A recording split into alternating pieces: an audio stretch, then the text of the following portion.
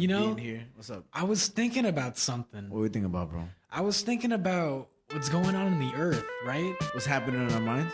Yeah, and I wondered, why does it matter? We're about to find out. Holy shit.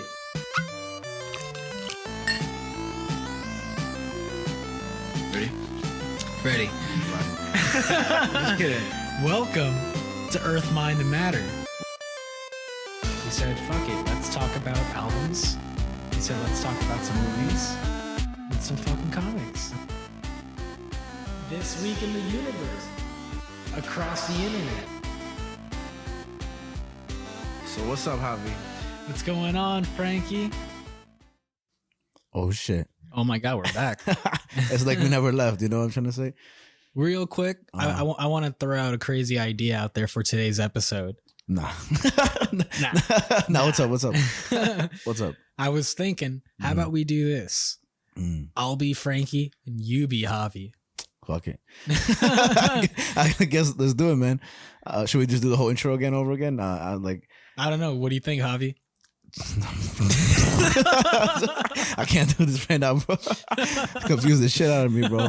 I just know that I'm myself. So it's gonna be kind of hard, Frankie. All right, but we're here. What day is today? Today is the 17th of February. 17th of February. 2022. Still feels weird to say. Still not used to 2022. Fucking crazy, bro. Man. Barack Obama used to be our president, man. Yeah, that was a thing. Oh my God. Holy shit. And now we got a old man. Sleepy Joe. Sleepy Joe. Shout out to Sleepy Joe. Damn, I had a rest in peace set in line, right? Oh, how about Bob Saget? We did that already, right? We did Bob Saget. Not enough people are dying. Oh no. We need a juicy one. No, you're gonna see in the news Frankie killed someone. Just so you could fucking have a rest in peace. And I'm gonna do the Steve-O thumbs up. I got you guys for the podcast as they cuff me away. But we're here. We're back. It's February. And and what are we doing here, bro? We're on the earth. This is what's in our minds. And this is why it matters. This is Earth, Mind, and Matter with I'm Frankie. I'm Javi. Nice. And we're here now. We're here. This is what, our 6th episode? Our 7th, actually. Jesus Christ, bro. I lose track of everything. I don't know what's happening. Yeah, when I was typing the title for the project on Audition, I had to search up which was the last episode before I typed in 7. I would fuck up every single time, bro. It's already gone over my head. I've already lost count. We have about like 10 hours now of conversation, no? Over 10 hours. Jesus Christ, bro. That's kind of incredible. Considering the test episodes. Yeah, man. I think that's really incredible when you look at when we accumulate all those hours in the future, and we'll just have hours and hours and hours of conversation. It's so interesting, man. It's just our voices out there. Remember, at the end of the day, we said this in the beginning, that we're just putting ourselves out into a void.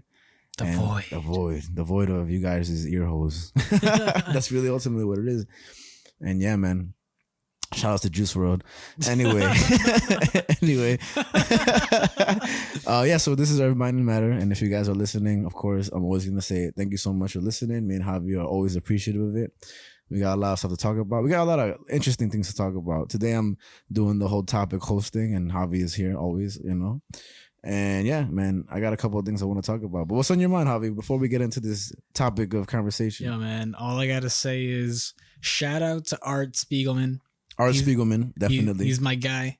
You'll find out who that is in the future. My guy. Also, shout out to Meals by Cug. Cuisine. My bad. Take care. Brush your hair.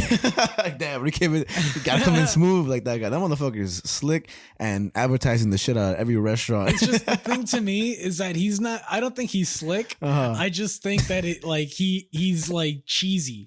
He's just so cheesy and so stereotypical. First of all, cuisine. Those are the words of Javi.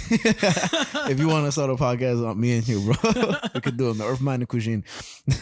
He just gets so into it. He loves it. It's so funny. He recently did one of his videos, because now he's just straight up advertising at this point. So, you know, making money, I can respect that.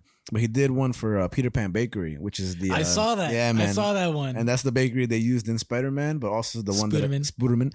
The one that I've used in that I always walked past to go to elementary school. So when he did that shit, I was like, shout out to this motherfucker, because those donuts are fucking good. Peter Pan, Greenpoint, Brooklyn, the best donuts you'll ever have in your fucking life.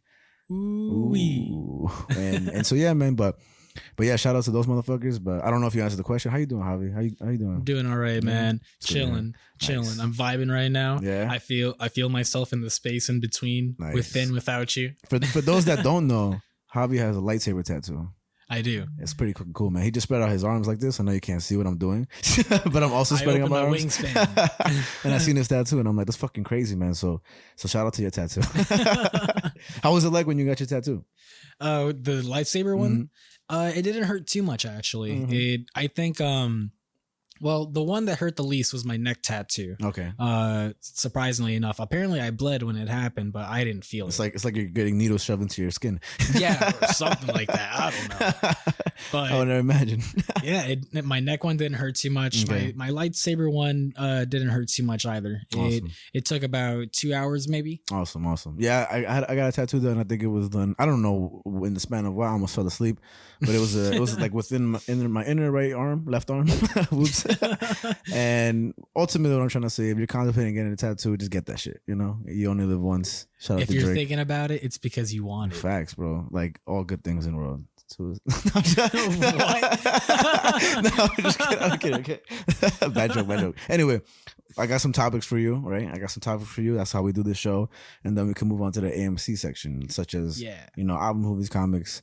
If you're a frequent listener, you already know what we're talking about. But if you're a newer listener, we do a whole thing where we talk about 3 topics. Then we go to the A.M.C. section, which is albums, movies, comics. Yeah, man. So let's start the show.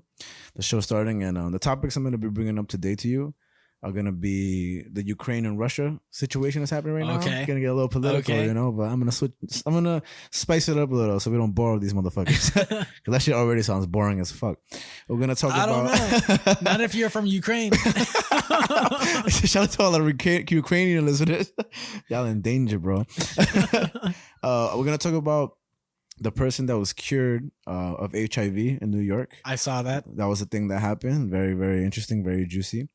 And I couldn't find anything in the news also this week. Also, okay. I kind of slacked on my news research, but I put in mad work on what I did look up. So I'm going to read you a story that I've written a long time ago. Because I feel like last time you did that, I reheard what we were having a conversation about last time about was it Suburbia? Suburbia. Yeah. And I looked up a bunch of my old stuff. And so what I'm going to read to you is something real personal to me. And I kind of even didn't want to present it. I kind of was just going to do 2 topics. But I said, let me just put this shit out into the world. If you plagiarize my shit, I will get you. And my goal in the future is to eventually publish this into either like a book or something. Because I think it's something that is really, really personal to me, but I was really impressed by how I wrote it. So after I'm done, being narcissistic about my writing, I just really wanted to share it, Nice. So, just a heads up to everybody, like I did write this a long time ago. So there's not real true errors. It's just, you just got to follow with it, Yeah. So this is how it goes. It goes, it was all a dream. No, I'm just kidding. Okay, Biggie. I planned that joke. It shows. All right, no, but this is completely untitled, and okay. So the way I envisioned this to start is I don't know if you're familiar with the Otis Redding song, but it goes like, "I've been loving you." Yes. Okay, so I'm pretty sure a lot of people know. So that's how this starts. So I've been loving you, right? Played at the moment of comfortable awakening of a beautiful, hardworking woman whose soul softened mine with every word she speaks. An eased volume fit for a beautiful morning like today, as the first meal of the day is soon prepared and the marijuana rolled just for her to enjoy all much more.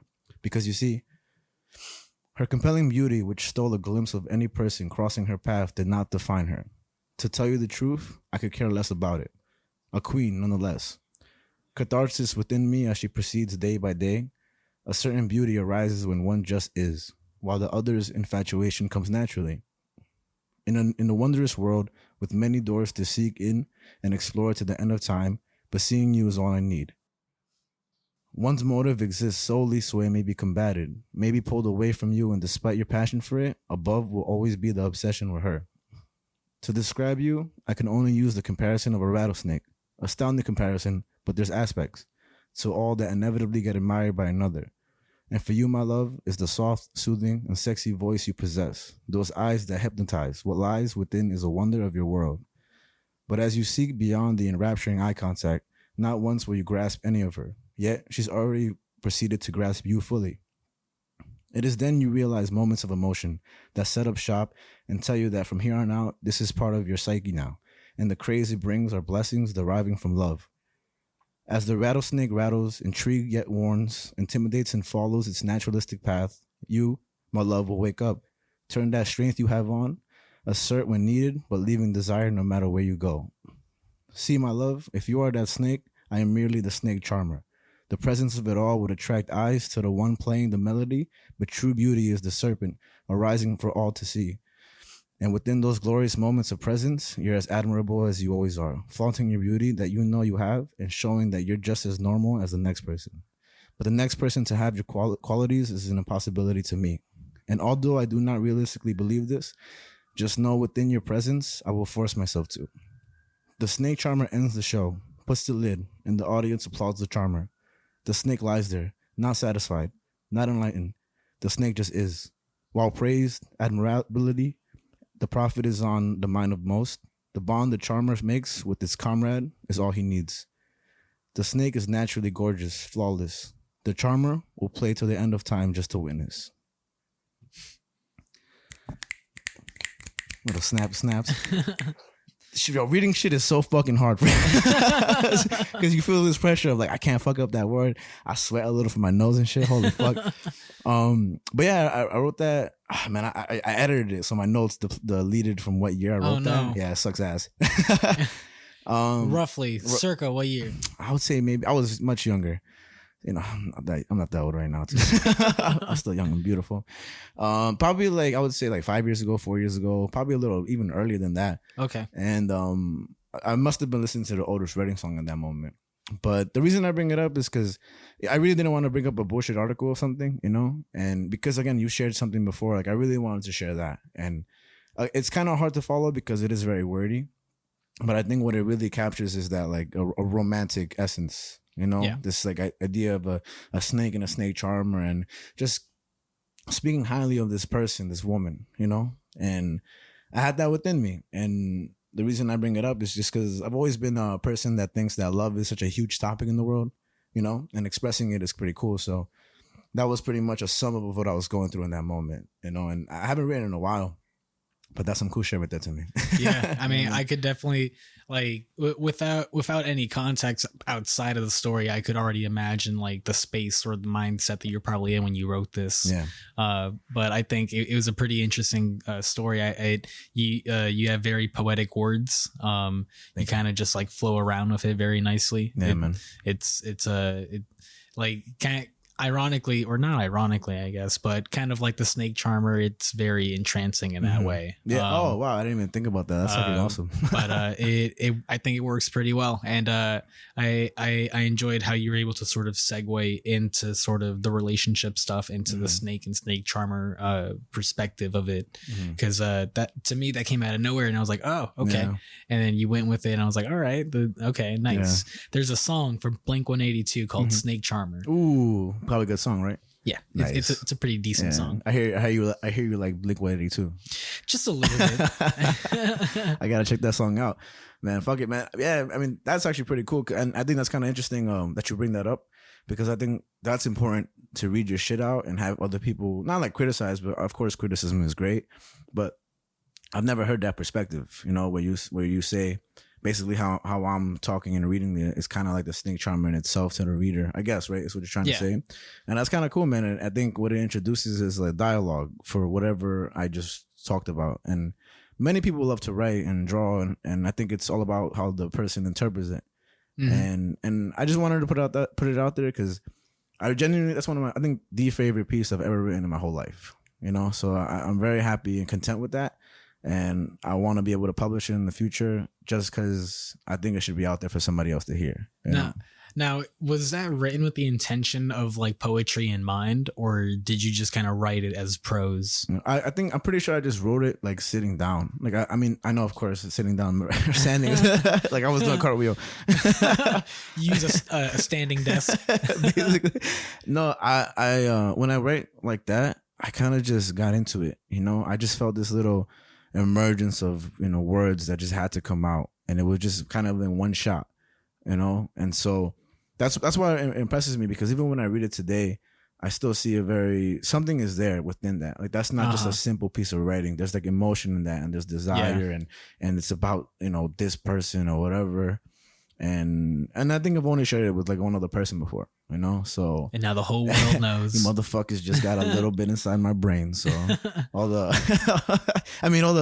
whatever you interpret it as, you know, I hope it's able to make you think of a special someone. You know, I hope it's able to bring out some emotion in you and show that like love is within everybody. You know I joke around a lot. We have we do a lot of ha-has and hee-hees in this in this show. Hoo-hoo. I tried to go different laughing noise, but I think even when I'm sweating and shit, as you can see, like, I'm wearing this hot ass sweater on this hot ass day too. Don't help. But it's Charlie Brown sweater. Oh, that's the rest in peace. Rest in peace to the voice actor of Charlie Brown. He actually committed suicide. Oh no! Yeah, got pretty. Damn. Yeah, it's pretty unfortunate. He had a lot of mental health issues, and unfortunately ended up to that. It hurts pretty bad because my sister's favorite cartoon is like, she loves Snoopy, which is Peanuts, which is Charlie Brown. And yeah, so honestly and genuinely, rest in peace to that guy, because he had a very troubling, you know, just comeuppance passing, you know, voicing Charlie Brown. And I mean, it's just really sad. You just don't know what anybody's going through, you know. So it's true. I mean, but yeah, I got the Charlie Brown sweater on, so I guess shout out to that motherfucker, you know.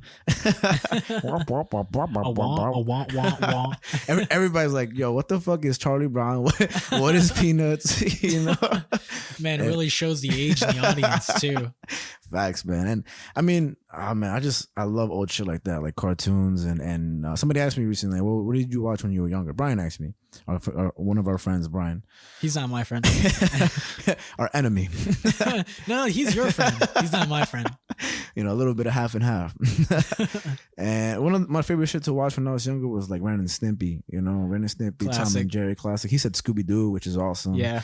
And there's just a whole bunch of other stuff, man. So yeah, you know, I don't know why, but we are going to be talking about a comic book later on, so it kind of brings into that. And just to, you know, segue into the B-hole, because I know that literature is kind of one of more of a just hear it and intake it, and you know, but I mean, man, classic stuff is classic, you know, just like black and white cartoons, black and white movies, silent movies and stuff like that.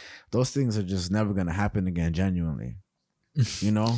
Yeah, I mean, it's true. I don't know if you know the movie The Lighthouse. No, I don't. It sounds like is it a classic? Is it a very It's big recent. thing? It came out in like 2018, 2019. Is that with Robert Pattinson? It's with Rob Pattinson. Fuck it, this is over. No, I've seen little clips of that movie, and I always see it as the black and white movie. Yeah. Well, did you ever watch Schindler's List? No. So I watched a Seinfeld episode where basically he's watching it in the theater with his girlfriend, but they're making out the whole movie. But it's about like Nazi Germany and stuff like that. So they were like, "You're making out during Schindler's List," but apparently I think that was in black and white. I'm not sure about that, but it just happens to be something that I saw like literally 2 days ago. First of all, shout out to Seinfeld. That motherfucker is funny, bro. But what about the movie Lighthouse? You saw it? With Lighthouse, it's Rob Pattinson with Willem Dafoe. Okay. And the whole movie is black and white, and it's in a 4:3 aspect ratio, meaning it's square. So wait, when you go to the theater, there's a lot of black sides? It's just big black bars on the side. Interesting. The whole movie? The whole movie. That's interesting. So a pretty recent movie, too, that did that is Zack Snyder's Justice League. When that came out on HBO, that was also in black and white in a 4:3 aspect. The whole ratio. thing? Whole thing. Get the fuck out of here. No way. The movie, like the human movie and shit? Or, yeah. What the fuck? Yeah. They did it in black and white? Yeah. I'm going to ask one more time so you can say, yeah. No, seriously though. They fucking did that shit in black and white. I'm really impressed. That's why I say it, because I just think that takes a lot of balls. For a Justice League movie, more balls than the Lighthouse movie with Robert Pattinson. What did you think of both of them? Well, Lighthouse, I brought that up just because when that came out, I was like, wow, what a fucking throwback to try and make a movie look like this. Because like at the time, I couldn't think of any other movie that did that. Yeah, I still can't right now. And I will say with the Justice League one, the black and white version didn't come out as the default one. You can watch it in black and white. Okay. There is a colored version to it. Okay. But even still, for that to have that as an option, another movie that you can watch in black and white as well is Mad Max Fury Road. There's a black and white version of that movie as well. So they do it basically. You know what I think about? Black Mirror. There's a Black Mirror episode that's black and white only. I don't think I've seen that one. Oh, it's very, very good. I think it's called, I don't remember. I definitely don't remember. But if you go onto Netflix and you look up Black Mirror season 4, if I'm not mistaken, there's an episode where it's black and white, and it's the Boston Dynamics robot. Yeah. Where it's like looking real crazy and shit. I think it's called like Spot the Dog or something. Something like that. There's a video of it twerking recently, so it's so funny. The person who posted it is an MIT scientist called Lex Friedman, and I think he was like, kill it right now. I think it was him. It was either him or somebody else, Joey B. Tunes. But the idea is basically this thing is being used to hunt down the remaining people in the area. And it's basically this non-stoppable killing machine that tracks you down and only needs the sun to regenerate its power. Okay. And it's all done in black and white. And it's an incredible, like it should win awards, in my opinion, but who am I? But that's Javi. That's right. That's right. For those are still following. Franky's got something going.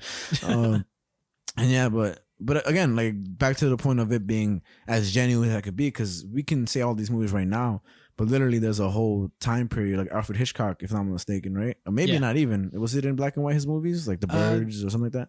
Not all of his movies. He does have later movies that were in color. Nice. Like Rear View Mirror. And Psycho, was it in black and white or no? I don't remember. Psycho actually was in black and white. I remember the scene. If anybody knows Psycho, I'm talking about where the person getting the shower scene, the blood is coming out and it goes from water to blood. That scene has an absurd amount of cuts in it. It has like 80 or 90 cuts in it. Really? Like in terms of the editing. Like in terms of the knife going into the person? No. Nah, fucking. See what I did there? I see what you did there. That's I felt like you were gonna do that. That's why I tried to say the editing. I got a big smile across my face. I was like, yeah, I know what kind of joke I'm gonna make right now. And that's what comes from literature. This little conversation about black and white films, and I don't know, man. I just want to start off the show like that because I do feel like the topics we're going to get into are lengthy and way more interesting. But I felt like this is a fun way to just, kind of top off. We talk about the news a lot. We talk about the world and stuff like that. But we are also people, yeah. And I know that comes off when we speak. But yeah, man, we really are nerds for fucking films and movies and games and shit like that too. So it's much more than we basically just did A.M.C section, a little mini version of the A.M.C section. Yeah, we kind of did. I mean, I'll just say that again. Thank you for reading your work, man. Oh man, of course, it's pretty good. Thank you. Man. I would say in the future, if we ever share a work again, like how I did or you did, what we should do is that we should have copies of it so that way we can read it. Oh, that's a genius read out loud. That's a genius. Let's go back in time real quick. Right. It's like, what the hell is this show? No, but I was very inspired because again, I repeat it, when I heard when you were reading it, obviously I was there. For those that don't know, if you're listening for the first time, in the last episode, Javi read a short writing of his called Suburbia, right? It was called Have You Ever Been So Bored? Have you ever been so bored about suburbia living and stuff like that? And in the moment I got lost, and I say in the episode I got entranced, but while I was hearing it on the train the other day, it was just still kind of the same thing where you kind of just mellow within this again, dialogue, I like that word today, and that kind of takes you somewhere else, and I think that's cool, man. And we have a little platform to just speak our minds. And I really wasn't gonna read that today, and then I was talking to our friend Joe, and I was like, man, he's my friend. I was talking to him and I was like, man, I don't know if I should read it. He was like, man, just do it, bro. And that was enough to be like, all right, I'm gonna do it. And I'm gonna say here, man, I will publish that work. That is a goal of mine. It's going to happen. And so I'm gonna achieve that goal. And when it happens, I'll talk about it on the podcast. You hear that, world? Fucking put him up to it. You hear that, Tom Brady? All right, man. So we're gonna get to the other topics now. All right. So now I have 2 other topics coming on, and one of the ones I want to talk about was the person getting cured of HIV. Yeah. Right. So this one's gonna get a little preachy. And preachy, hallelujah. And let me find my little story real quick. But I really wanted to bring that up just because it was one of the more interesting things that I came across recently. And I think with the headline of it, it's very misleading. I think it's very misleading because I think people have heard the term cured from HIV often, and it's way more complex than it sounds. This is the person that was cured not too long ago was the third person to be cured from HIV in general. So there's only been 3 people that have been cured of HIV. And just to get a little more specific, what AIDS stands for is acquired immune deficiency syndrome, And I mean, do you know the difference between HIV and AIDS? I don't know it personally. So just this, I only asking because I didn't, and I always forget. But HIV is a virus that attacks the immune system, and AIDS is a term that can only be used when the HIV has caused severe damage to the immune system. Okay. So I think that's very important to shout out to Magic Johnson. That's very important to really understand, because this is, of course, a disease or whatever, a sexually transmitted disease. Yeah. And with it comes a lot of stigma and a lot of just, when it comes to the LGBTQ PRS community and stuff like that, it's just important to acknowledge that it's not just something within the immune system that's causing damage, but society is also inflicting damage, whether it be preventing opportunities, donating blood, all that stuff, just because of sexual orientation and everything. So that's historically been the thing that's been happening in the world. But yeah, real quick, obviously, so every person who has AIDS has HIV, but not every person with HIV will develop AIDS. Okay. So this is just good little facts to know, become a little smarter when you listen to Earth, Mind, and Matter, And what I want to talk about is that now we talk about the third person that got cured of HIV. Okay. Now, the thing about everybody that's been cured, of the 3 people, they all have had leukemia. Interesting. So it's not just a perfectly healthy person that's been cured and it's like, wow, No, it's they've been cured with the process of a bone marrow transplant using the umbilical cord blood. Cord blood. Yeah. That's Say crazy. That 5 times.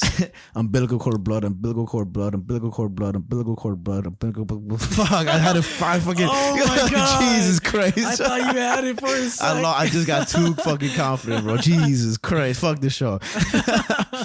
And God damn it. That's forever in history. I'll never get that chance back. No, I'm just kidding. 1% umbilical cord blood, umbilical cord blood, umbilical cord blood. Damn. Frankie wins. Oh wait, Javi wins. Oh yeah, what am I saying? Oh, come on, bozo. You silly goose. Yo, I'm sorry, Javi. It's all right, man. I forgive you. Frankie forgives you. Oh fuck. Anyway, back to AIDS, right? And HIV. 1% of people of European descent have a genetic mutation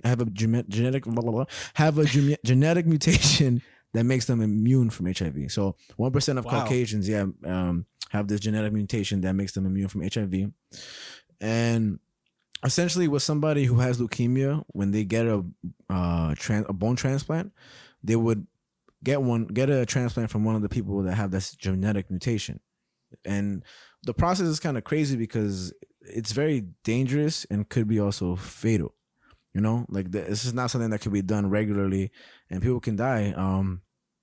Also, they have to endure high intensity chemotherapy to basically eliminate their own immune system and then accept the mutation from the other person. Wow. So it's intense. And this procedure was done at Weill Cornell Medicine in New York City. Nice. And before the umbilical cord method, there was the stem cell method.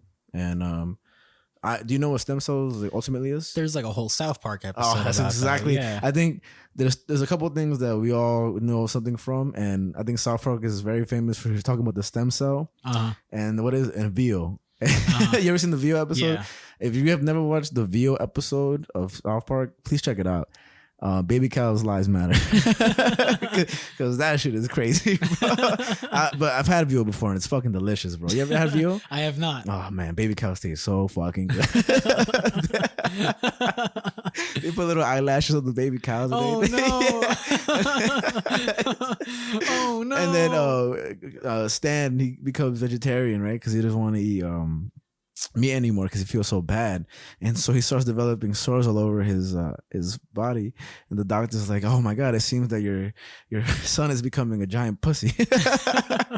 And all the sores of vaginas. It's just ridiculous, man. South Park, one of the best writers in the world. Fucking I just want to say the cow in Back to the Barnyard. Oh man, that's a great movie. The cow is a male, but all cows are female. Oh, so does that mean that the cow is transgender? Maybe he just has a deep voice, or she just has a deep voice. I don't know. They constantly refer to him as a he. Oh shit! Okay, that I didn't know. So is he transgender? I mean, is he just a cartoon? Nah. I didn't think about that. He all cows are female, right? All cows are female. Oh man. A male cow is technically a bull. First of all, that movie's great. Don't bring politics into my Back at the Barnyard movie, man. I need to know, Franky. Javi. Shit. So essentially with this whole HIV thing, the core of what I'm trying to say is that this is very interesting when it comes to headlines, right? Because everybody, when they read that headline and they don't read the rest of the article, which I did not read until I did, of course. And then you go on to all the news videos, which are like 2 minutes long. It's not really that much information outside of that. Okay. But it really is interesting how the first line can be like, cures HIV. And then you're like, wait, this is actually not a cure for like the general population, for most people that have it, you know? Mm-hmm. So the reason I did bring it up to kind of continue is because I wanted to talk about a little more like what the stigma around HIV and AIDS is, and the LGBTQ community and all that stuff. And it gets pretty intense, bro, because right before we sat down, we watched the video, Drunk History. And it's a very good show. And they talk about the Stonewall riots.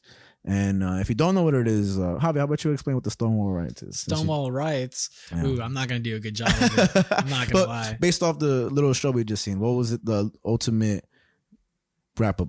I mean, it was pretty much just like LGBTQ hate against people that were specifically going to the Stonewall, because since that was such a hot spot for members of that community to go to. In New York City and Greenwich, Greenwich Village, the cops basically said, hey, we don't want to have you guys partying in this area, celebrating. They said, you guys are having too much fun.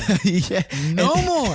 And if you've never watched Drunk History, it's an amazing show that basically wraps up these events that, where it's either like for black rights or for like gay rights or just human rights. They're all human rights at the end of the day, And they do it. They have this very funny person tell the story while consuming alcohol, and it just becomes so much more funnier. But sometimes it just makes you grasp the whole detail of it altogether, Yeah. And that show is hilarious. So Stonewall Riots was a very important event for the LGBTQ community, But I'm gonna get to it a little more because what I wanted to talk about is that there's a couple of things that people that have HIV deal with. Approximately, and this is in 2018, so moving forward it might be more or less, but approximately 1.2 million people have HIV in the U.S. Okay, that's a shitload of people. That's a big number. Yeah. And one really, to get a little more serious, is that individuals living with HIV and AIDS are at greater risk of suicide than the general public. These people are 100 times more likely to die by suicide. Wow. Which is very intense. And essentially, it's just a very sad thing because, again, it comes with that stigma and that hate that, you can't talk about certain things and this and that. So, just to be a little more resourceful, if you do have this idea in your head that you want to commit harm to yourself or dealing with domestic violence, I mean, we have a bunch of numbers here to read aloud, but the ultimate national suicide prevention lifeline is 1-800-273-8255. Nice. Just so, we get that out there. And I just wanted to go down a little history of, so now we see on June 28th, 1969 is when the Stonewall riots happened. Okay. This went on for 6 days in New York City. Yeah. So they basically were partying it up in a bar. Two cops tried to break it up and say, you guys can't party here because of how you guys live your lives. And they said, fuck that. They started throwing shit towards the wall, causing havoc, and said, no, we're not going nowhere because we're doing what we're doing because we want to be doing this. And we want to be observed as a community where people too, we deserve our rights. And so it went on for 6 days. And I kind of wanted to go down some shocking shit. So to go down more history within that community, on December 15th, 1973, the APA, the American Psychiatric Association, removed homosexuality from its list of mental illnesses. Okay. Isn't that crazy? So before December 15, 1973, if you were a homosexual or anything, you were considered to have a mental illness. Yeah, I do remember that being in the book. I just didn't know the date of when that happened. Some crazy shit, bro. Yeah. I don't know if you ever heard about the movie Milk. Milk, I've heard of it. So it's a great fucking movie. I watched it randomly before. It's really fucking good, man. I would even want to talk about it one day on the A.M.C thing, just because it's and it's a picture right here, if you can see, with Harvey Milk, who's the star of the movie, and Kathy Kozachenko. And basically, between 1974 and 1977, these are the first openly gay Americans that are elected to public office. So, you know, strides are being made and stuff. A year later, they commemorate the Stonewall riots and all that stuff, which is great. And on October 11, 1987, there was a national march on Washington to demand that President Reagan addresses the AIDS crisis that's going on during that time. So, yeah. I mean, it's just amazing because I know we're taught. I mean, I was never taught about this shit in school at all. You know, like I was taught more about like, you know, like slavery, racism, and all this stuff. That's really, of course, important and should be taught. But these things, you know, I just watched one quick video and I'm getting the sum up. But even to hear the mental illness thing and all this stuff, and Reagan not talking about what's super important and which could possibly help a bunch of people in that, and, you know, dealing with that. I mean, it's still just attached to, you know, stigma, hate, and all that stuff. So it's incredible. On May 17, 2004, Massachusetts becomes the first state to legalize gay marriage. So that's a whole thing that happened. And on the 26th of June in 2013, in a court case of U.S. versus Windsor, basically it stated that a marriage as a union between one man and one woman, a husband and wife, is unconstitutional. Basically, that anybody can be married. You know, and not just one man and one woman and stuff, opening lanes for everybody. Anyone can fuck. Anybody can fuck. Ultimately, that's what it really is. and yeah, I mean, and this is just big sum ups of what happened throughout history, especially in the U.S., which is pretty crazy. How, you know, in the privacy of people's lives and stuff like that, like, you know, you can really just be discriminated about pretty much anything, you know, in general. Let me ask you, do you know the answer to this? What's the difference between pansexual and bisexual? I think bisexual, of course, is like liking men and women, right? Yeah. And then I think pansexual is liking anybody that anybody identifies as. So I think... So that includes like transgender and... Yeah. Okay. I think you're just open to everything and stuff like that. So I'm pretty sure that's just the sum of both of those things.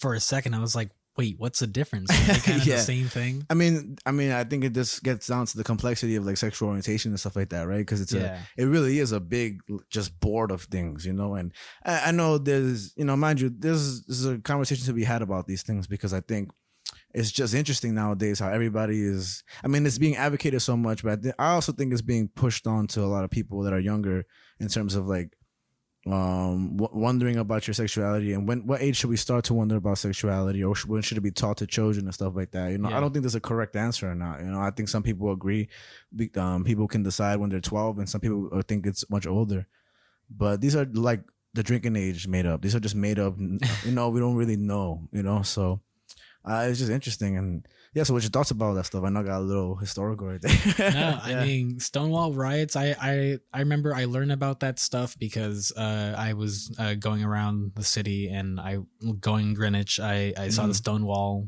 pub, and I don't think I've ever seen it. I'm pretty sure I passed it, I guess. I don't know, but yeah, and the people I was with, they were like, oh, look, there's Stonewall. And it's like, oh, what about it? And that's how I learned about what's the big deal behind Stonewall. And it was pretty like informational. I was like, wow, I can't believe that like such a piece of history is right here in Manhattan. And I've always been interested by this because I've always been like a pretty big advocator for the LGBTQ community and everything. So I like, even watching the drunk history thing was pretty funny. Yeah, it's fucking awesome. And it's cool, just like, yeah, that did happen. Like, these people really did say, no, fuck the police. Exactly. Seriously. And again, regardless of if you advocate for humans, you advocate for these rights. You know, I think it's amazing how in such a progressive society, when it comes to technology and all medicine and all that stuff, like climate, barely, like we still are kind of barbaric in these terms of like, well, you're this skin color, so I don't think you should, and you're this preference of this, and you know, and I mean, bro, it's just so interesting how we're so ignorant to just human. I mean, just being alive is fucking weird. Like, you know, I just not to get a little too outward. Have you ever just stopped and realized how weird it is to be alive? Seriously, bro. How we just go by these norms of going to work and saying hi to each other. Like, these are just social norms that eventually will evolve to something different. And it's a weird world, bro. It's a weird world, man. You ever just get really high and just look at things and like, what the fuck is happening? Why are you talking to me like that, you fucking weirdo? That's what your normal is? And so guys looking at you talking to yourself and it's like, that guy's fucking weird. Well, I'm that person, man. I'm weird as shit. and man, it's just the crazy thing. So that's what that kind of took me within the beehole, not to be kind of funny about those, you know, but I just thought it was an interesting situation, but at the core of it really is more so just the headline kind of not really talking about anything except just kind of bringing you into being like, hey, if HIV is cured, you know? I mean, that's how I kind of looked at that. And I think that's important to discuss because newspaper articles, you know, we talked about the New York Times and the whole Joe Rogan thing, you know, and I think we had a good discussion about that. We didn't agree on much things, you know, but we kind of course, we have a conversation because we're mature adults.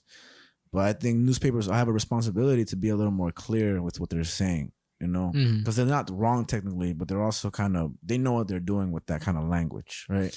Yeah, I mean, it's interesting because when I saw about that, because you know I'm subscribed to the New York Times, I pay for it and everything. Did they talk about this? The New York Times? Yeah, they already have their article for it. So when I got the notification for it, I'm gonna pull up the exact headline of what they say exactly. But I saw it and I opened it up real quick. I didn't read the whole article, but I remember just seeing and there's sort of like bullet points of like, oh yeah, this marks a pretty clear step of for the science in this department moving forward and whatever the case is. But here, let me see. No, not Joe Rogan. Not again. And with that, like the doctor that I saw on MSNBC, he was saying that this is not, I mean, it is technically a step forward for the whole idea of curing HIV and stuff, but ultimately it's something that's not really going to help most people. And for them to even find donors that have this genetic mutation is a mission in itself with the procedure that's not even that safe. You know, ultimately it goes back to, I know we talked about stem cells kind of branched off with that, but this is not a safe procedure that's not common and not useful for, again, the 1.2 million people we're talking about. Of 1.2 million, we have 3. You know, that's ridiculous. I mean, okay, so I pull up the headline. They simply say a woman is cured of HIV using a novel treatment. That's the headline. And then their little thing, they say she's a third person ever to be cured. Researchers announced that the new approach holds the potential for curing more people of racially diverse backgrounds. Interesting. And and the reason why I thought that was interesting is because even with the whole CNN stuff with Joe Rogan last episode, what we talked about, something that I forgot to mention at any point was that in the article or in the whole situation of CNN versus Joe Rogan of like, oh, they lied, he lied, whatever the case is. He said, she said, bullshit. You said that. Grow up. Just grow up. But Don Lemon or whatever the fuck his name is said like, I mean, I don't know why he says that we're lying because technically this thing is used as a horse dewormer. So we're not lying when we say that it's a horse dewormer. And it's like the doctor, whatever the case, I forget who the doctor was that Fauci. No, I'm just kidding. That was on the Joe Rogan show with him from CNN. Robert Malone. Was it Malone? Or John Abramos. Either Robert Malone, John Abramos. No, a doctor from CNN was Sanjay Gupta? Is that? Yes. Okay, cool. And Gupta said that like that they shouldn't have said that because like how you're saying they know the inflection that makes. Yeah, and they also shift away from the fact that, you know, what else was he using to, you know, not cure himself, but treat himself, you know. And again, I think that's a perfect word, a deflection. And the fact that Don Lemon is kind of saying, and this is just from hearing what you said, like, well, technically we're not wrong, so we could say that. It's kind of like, yeah, but you're also the news. And I know last time you were saying that there's a responsibility to be had when you do have an audience and stuff, but I do think that when you're preaching through a vessel that is informative news, aka like health, that you do have a major responsibility to say, hey man, maybe this does work and we should probably detail it as that. And I mean, to just label what he took as horse dewormer is kind of crazy, exaggerative, and again, it just deflects from real things where it's like, what else was there to be used as a treatment, you know? So Again, my whole point of this, not to get back on the drug and stuff, because it's just headlines and how crucial it is, and how today I genuinely think that people communicate with headlines only. I really think that's a big problem. And on some real shit, just doing this show, it's kind of a blessing in disguise, because now I do actually have to read articles, and I find myself, you really investigate it. Yeah, and then you see yourself where you're like, wow, I could have talked about this and just been spewing bullshit, and it's not right to do that. It really is not. And more I'm getting better at trying to like really grasp my words, because choosing your words correctly is important. But again, there's levels to the stepping stool you choose to talk within. And if you're the president, you can't be going around saying crazy shit. But I mean, right now we got this loose. Grab him by the pussy. Whoa, whoa. Make America great again. And he was in the news recently with the whole his children have to go to court and stuff, but I don't have no details about that, so I don't want to. But oh man, I mean, I don't know, man. There's a bunch of people who said crazy shit that comes back to bite them in the ass, and Donald Trump, what a gem. I can't believe he's still in the news. Like, how long are we gonna have to deal with him being in the news? He's probably gonna be our next president, bro. Again, to be honest with you, I genuinely think he will, bro. He's gonna put on a fake mustache and just put a whole fake name behind his campaign. Just be like, I'm Donald Rump. That's fucking funny, man. Oh, okay. And everyone's gonna be like, wow, this guy, I like this guy. He really reminds me of Trump. Yo, facts. He tells it like it is. Okay. Kind of like Trump. Yo, has anyone ever seen Trump and Rump in the same room together? I haven't. Man, on some real shit, I genuinely think he's gonna be our president again, just because he's able to run for president again, right? There's nothing stopping him. I don't think that's how it works. I could be wrong, but I think you're wrong, I don't know if you're done being president, if you can be president again. I don't know either, man. But on some real shit, man, I mean, this is not to get into politics and stuff. Don Lemon, bitch ass, getting us all political and shit. But anything better than Biden, man. Anything's better than Biden. This guy is deteriorating by the second. And I'm just not comfortable with it, man. But yeah, man. So yeah, at the end of the day, man, if you are dealing with something like HIV, AIDS, or, anything within your mind, just, reach out to people that are going to help you. Reach out to love, because love at the end of the day is going to be what helps you get forward to anything, I think what's important to remember too is like kind of like what you noted, things are still pretty barbaric nowadays in terms of looking at each other with these stigmas, but these barriers are never going to be broken if we don't talk about them. Oh, that's a fact. That's a good point you make, actually. Yeah. It can be scary to bring these things up, no doubt, but it needs to be done because at the end of the day, it's a two-way street. Like we want to be able to help you guys, but you guys also have to come to us for help. Or the people that you love that are going to be there for you. And yeah, man, I don't care how preachy we sound. At the end of the day, like if you, I hope you're listening to this wherever you are and it helps, and if it doesn't help and you're just like, oh my God, these motherfuckers are just chatting. Hey, yo, fuck you, bro. I ain't talking to you. Well, technically I am. But that motherfucker said, fuck this show. Unsubscribe, please and thank you. And yeah, so that shit just gets really interesting. And man, yeah, fucking if you're a journalist, we know a specific journalist, you know, and he does a great job, but there's a lot of pressure that comes with that too. So I'm no one to judge for how you do your jobs, but fuck you for making clickbait. And so now on some Martin Scully shit though, it works. It does, man. It fucking works, bro. I'm about to clickbait this fucking show. Clickbait me. What you got, boy? What you got next? I don't know, man. No. So now we're gonna be talking about Russia and Ukraine, right? Ooh, I genuinely, yeah, man. It's a okay. Seriously, it is a great topic to people who are like, fuck this show right now. It's all the news. And I really wasn't gonna bring it up. I was trying to find real spicy news, just because I was like, but this is such a major thing that's happening, because my whole basis for bringing this up is with blanketing it with you're secretly Ukrainian. Jizz. Is blanketing it with the term of World War III. Yeah, which is obviously a big exaggeration, but I do think it's inevitable. Shit like that can happen, and I don't doubt it's an exaggeration until it's not. Facts, bro. That ass. Fucking bars over here, bro. And I decided, hey, let me do some research on it. Not as heavily as I would like to have, but you know me, I'm gonna put in that fucking work, and I definitely looked into I looked in OD into this. So let's start. And with the book we're gonna be discussing later, I think it's a perfect segue within it. You know?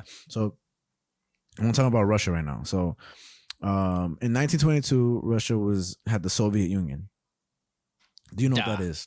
Do you know what the Soviet Union is? You know, I'm so glad that we're even talking about this because now you can tell me. Facts. And I don't know what that shit is. Because even as I was reading, oh no! I cancel the podcast. I'm gonna beep it. I swear, I'm gonna beep it. Okay, you beep this. You piece of shit. Oh mother. God, I hate. I just want it to be beep beep beep beep beep. All right, please. I just can't wait. I swear on my life, I'm gonna beep all of that.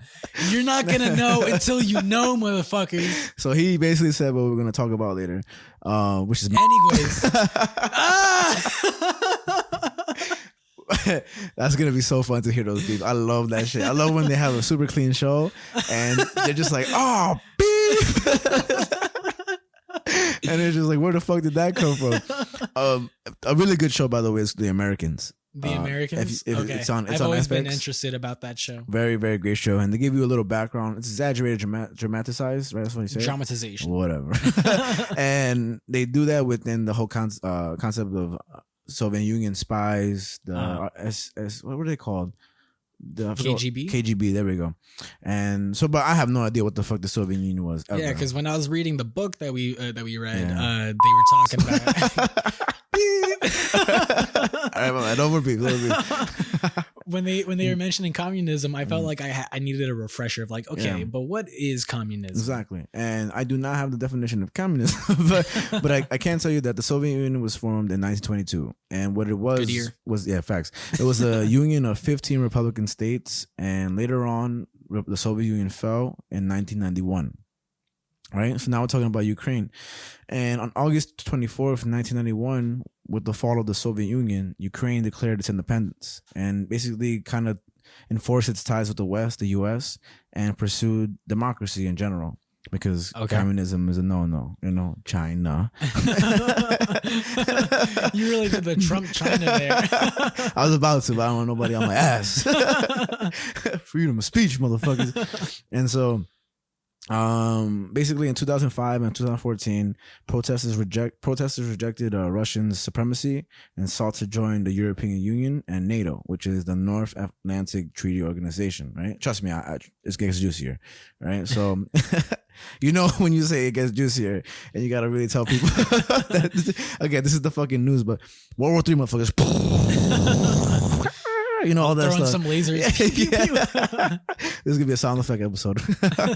And essentially, in 2014, Russia took military action against Ukraine, and for the past 8 years since 2014, Ukraine has been living in fear with Russia invading them. You know, and basically, you know, fucking shit up for them. And real quick, I could be wrong, but this isn't the first time that Russia put their troops up against the border and on a country, right? Well, I know for sure that they put 100,000 troops around the Ukraine right now. So right now they have 100,000 troops surrounding Ukraine. And to get into like the later conversation we'll have about when we talk about like Hitler and what he did to the Jews, one of the things that I found out today, and I need a little more information on this. I do have something to look at, but he had the border of Poland surrounded by German troops, which is very reminiscent of what's happening right now with Russia's troops surrounding Ukraine. And what he would do is he would surround the whole area of Poland, right? And any Jewish people that were trying to leave because they wanted to immigrate outwards, they would basically be kind of circled into this one little area. And from then on out, they would just kind of cave within and basically decimate the Jewish population.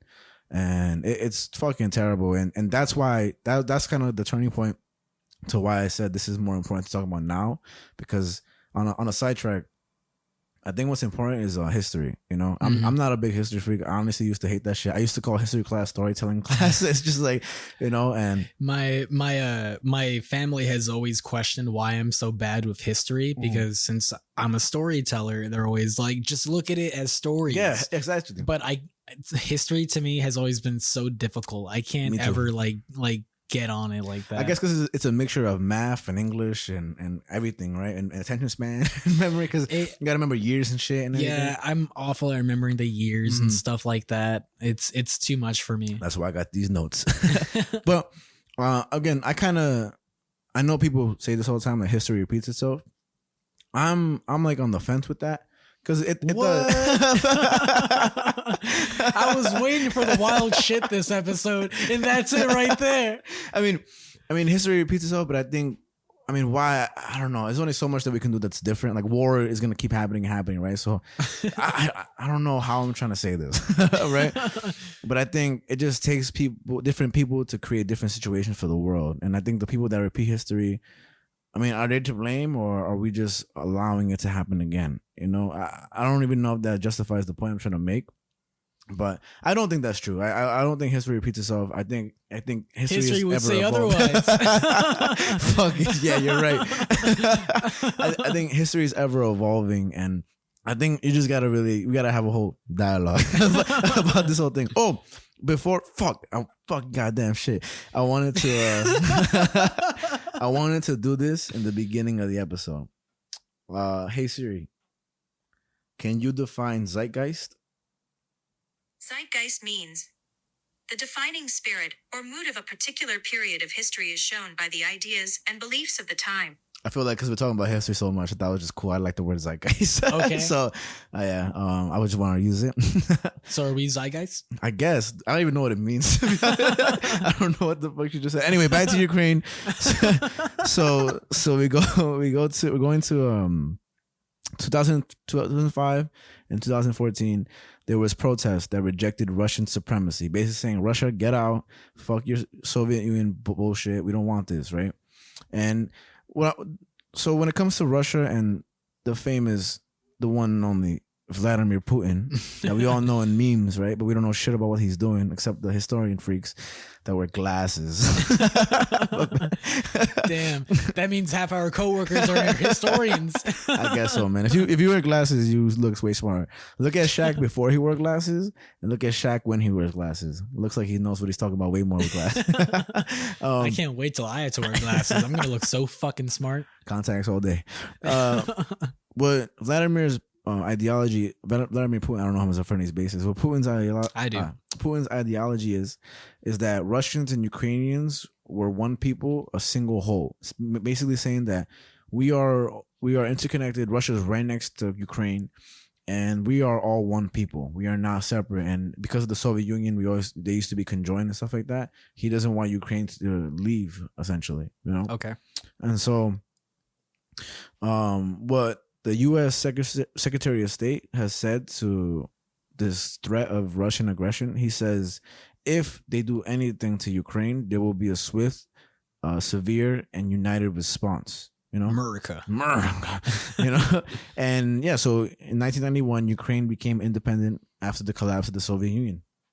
Now, what Putin is more concerned about more than anything is the West, us, and Ukraine's relationship becoming more deeper and interconnected, because we're helping them out a lot, and one of the ways is by providing them with weapons, training them militaristically, and kind of being like, hey, like kick some ass, because you kind of need to. And one of the more important things that happened in 2014, and I didn't understand what any of this meant until I looked it up, because Google is a blessing, is that Russia annexed. What about DuckDuckGo? DuckDuckGo is awesome, bro. First of all, use DuckDuckGo. Google is just the easier thing to remember. Look up what DuckDuckGo is. Better search engine. Google DuckDuckGo. Sponsored by DuckDuckGo. I just heard what you said. That's bad funny. Basically, Russia annexed Crimea from Ukraine. You know what Crimea is? Crimea, no. Crimea is spelled C-R-I-M-E-A. So Crimea. C-R-I-M-I-A. M-E-A. M-E-A. M-E-A. And it's a lower section of Ukraine, which Russia essentially took, to put it in very simple terms, right?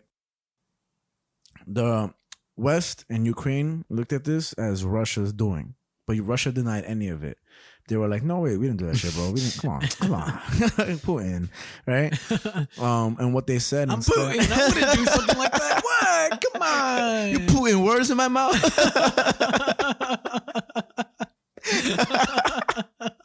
I'm here all night, right? So Putin was like, no, we didn't do that shit. But then he said what happened instead of Russians' involvement was that Crimea had rebellions that said, hey, we don't want to be part of Ukraine. We want to be with Russia. But later it was proven that Russia provided weapons and troops. And this resulted in 14,000 deaths overall. Oh, wow. So now we're getting to the point of, people really dying for this real urge to separate from Russia, So the annexation of Crimea by the Russian Federation, to kind of sum up in a more like, if you're, doing a research project on this, I don't know why you would be listening to this podcast. That'd be pretty dope. That would, honestly, we get reference. Never mind. In February and March 2014, Russia invaded and subsequently annexed the Crimean Peninsula from Ukraine. This event took place in the aftermath of the Revolution of Dignity and is part of the wider Russo-Ukrainian conflict. So now that this is really intense, and essentially Russia's kind of trying to swallow up Ukraine, and starting off with the bottom section of Crimea, which they successfully did. Okay. In 2015, France and Germany said, all right, let's try to help out with a peace treaty, a peace agreement. But regardless of the peace agreement that was put together by France and Germany, Russia and Ukraine just still have this, real intense conflict between them, and Putin is not backing off. Now it gets to the point Putin's where... like, I want it. Yeah, facts, I want it. He's like a little kid. I want it, man. So bad. And it gets so interesting with Putin's like just running of Russia. It's so crazy because this guy's not going anywhere, man. Right now he has 100,000. He is Russia. He's basically in Russia. Putin is. That's it. Right now there's 100,000 Russian troops placed near the border of Russia and Ukraine, and the U.S. is looking at this like, whoa. And what Putin doesn't want to do, he doesn't want to have a four-way meeting with Ukraine, Germany, and I forget the other country. I'm so sorry about that. France, if I'm not mistaken. Yeah, France, Ukraine, and Germany. They want to have a sit-down to communicate, maybe talk about this. And Putin's like, nah, I'm not doing this. This is what gets really interesting. Since the Soviet Union fell, there have been only 3 presidents in office since that. So from 1922 to after 1991, up until now, there's been 3 presidents, right? How many presidents have we had since 1991? I deadass can't tell you. I don't know shit about U.S. history presidents. I was gonna say shout out to Abraham Lincoln, but can't. What? You can't shout out Abraham Lincoln no more. It's a bad guy. Abe Lincoln. He was a bad man. This is crazy. So Vladimir Putin has been in office for 17 of the last 30 years. God damn. And he's going to stay in power until 2036 because of the recent law changes. So he's basically not going anywhere. That's why he's working out so much, because he's not going nowhere. And Russia is basically saying that Ukraine should not join NATO. He says no. And so now again, this is obviously very newsy and stuff like that, but it is very current and very dangerous to what we may perceive the world, as right now, because there's real tension. That's the word I was looking for earlier. So the U.S. said, what? So the U.S. basically now has 8,500 troops on high alert for potential deployment, which sucks for our army, but that's what they're there for, I guess. Yeah. So, I mean, we have the biggest army for a reason. Facts. I thought China did, though. I thought China's army was pretty crazy, too. I think we have the biggest army. Probably, but China's army is probably big badass. I'm not gonna lie to you. I mean, I don't doubt it. Man. Anyway. And so what NATO has is basically the NATO Response Force, which is made up of 40,000 troops. So let's say something happens. Let's say Russia does invade Ukraine at any point. What will be triggered is the NATO response, which is 40,000 troops, and then 8,500 troops of the U.S. will also join in. So a total of about approximately 50,000 troops will be going off to that area to fuck shit up, basically, Okay. And that just sucks for everybody all around, because people are gonna die. Ukrainians will die, Russians will die, our soldiers will die. And if it gets pretty crazy, Yeah. The other countries that are involved with this are the ones within NATO, which is Denmark, Lithuania, Spain, and Netherlands. So now we're getting about, like, again, Denmark, Lithuania, US, Russia, Ukraine, Spain, Netherlands. I mean, what does this sound like? War. Yeah, man, of the world. And that's when this starts to increase more in, like, how can I say? just interestingness. Because again, I know we usually talk about pretty interesting news. We talked about Wooster Street. We talked about like, pretty funny news and Elizabeth Holmes lying ass and Sonny Bowani, if you remember that guy. Fuck that guy. And Activision. And we have a lot of interesting stories lately, but I think this is the one time where, of course, there's not a lot of stuff happening new, so fuck me, right? But this is why I wanted to like venture into this, because I thought it's really important to understand what's happening, politically right now. And if you look at Biden's response, it's hilarious because he doesn't know what's happening. And he's like, I don't like what Putin's doing. And then he goes to the side, who's Putin? He's like, I don't like what he's doing. He's like, who's Putin? He's like, oh yeah. No, I definitely don't like what he's doing. That guy, he stole my ice cream. They look the same though. Putin looks way healthier than fucking Joe Biden. So I mean, all I gotta say is, did Putin go to a Dairy Queen and try and flip his Blizzard upside down? Did Biden do that? Yes, he just did. Like an old man eating soft shit. And did the Blizzard fall out? No, it did not. America. Putin, your move. That's it. In Russia, Blizzard flip you. I'm just imagining you grab a Blizzard. Oh shit! Fuck Russia. And I'll say. Oh, come in, yeah, for sure, because I'm running out of. I'll say a couple things. But real quick, I'll give an update because I sent you the article today about Bobby Kotick. Oh yeah, Earth give an update. Matters favorite CEO. Let's give a quick sum up of who Bobby Kotick is. So Bobby Kotick, if you haven't listened to previous episodes, is the current CEO of Activision Blizzard. Awful things are going on at Activision Blizzard. Toxic workplace. It's really gross. I'm not going to say too much because you should just listen to the episode. And what episode is that, Javi? I bet you don't remember. Ooh, shit. I'm going to say 3. If you want to know the actual episode, it's not like I'm looking up. I know by heart. I'm just, I'm just giving a dramatic pause. I'm putting my bets on 3. It's episode 3. Nice. It's episode 3 anyway. Hold on. Okay. Now I just want to see something real quick. Hold on. Wait. Look. Right now, technically speaking, you're listening to the podcast. Well, listening to the podcast. Oh my God. Oh, we don't have a theme song in this. I'm waiting for a theme song. My bad. We're gonna copyright ourselves. But give me an update. So Bobby Kotick, I don't know if you looked into the article I sent you today. No, I didn't. My bad. But I didn't look super deep into it because there wasn't too much to bite into or anything. But it's pretty quick. Just they found out that Bobby Kotick had 2 secret companies that he was using to funnel money into Republican parties. Oh wow, okay. And he's the CEO of Activision, you said, right? So he has 2 secret companies that are basically like what's the term for it? Like laundering or like funneling or what? Like when you have like it's not like offshore accounts, like that? But it's like the legal thing of it. But he has that going on with these 2 secret companies, and pretty much it's not laundering. Or is that like kind of drug money type shit? Yeah, because I don't know if it's drug money technically, but I think I think laundering is illegal. I think what this is technically legal. I forget the term for it though. But basically, he's got 2 companies that he's been using to fund Republican parties. That's interesting. That's very fucking interesting. Yeah, and he's donated like over $500,000 in split amongst these 2 companies. And it's just like, what the fuck? Yeah, what's going on? You know what somebody told me when I was in elementary school? For some strange reason, we had, mind you, I'm like in 5th grade or 4th grade, right? We go to the auditorium and this guy comes in with the suit. He starts talking to us. I'm like, who the fuck is this guy? But just in a more like younger voice. Who the fuck is this guy? And he just starts saying shit. And so he's like, hey guys, did you know that for every $1 you donate in charity, you get $2 back from the government? And I'm so elementary school. I'm like, what is this guy doing here? And we're in the auditorium. There's nobody else except him there. So I raised my hand. I'm like, hey man, so say I donate $1 to charity, will I get $2 back? And he's like, well, you probably should donate a lot more. I'm like, well, I'm asking a question, asshole. Technically speaking, just answer the question. Exactly. Do I get 2 or not? I'm trying to deflect to a fucking young kid over here.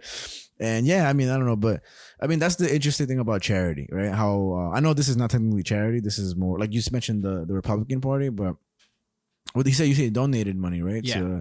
So I mean, a lot of rich people do donate money, but because it saves them a shitload on taxes. You know, did you know that? I did not know that. Yeah, so when you see like, I do remember learning about. You were this. there with me in elementary school. No,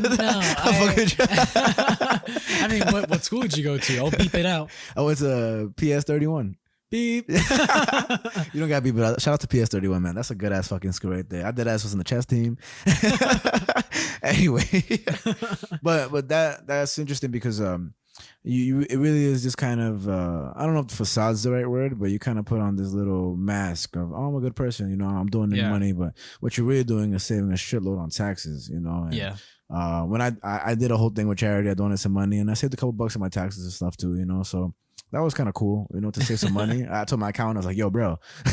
I guess the way that it should be seen, it's like that's like the reward for being a good Samaritan. It's like, hey, you donated your money, like you don't gotta pay as much on your taxes. But obviously that's very easily abused. But and what I'm trying to say is that we get on rich people for not paying taxes, but then they're also doing to charity to not pay taxes.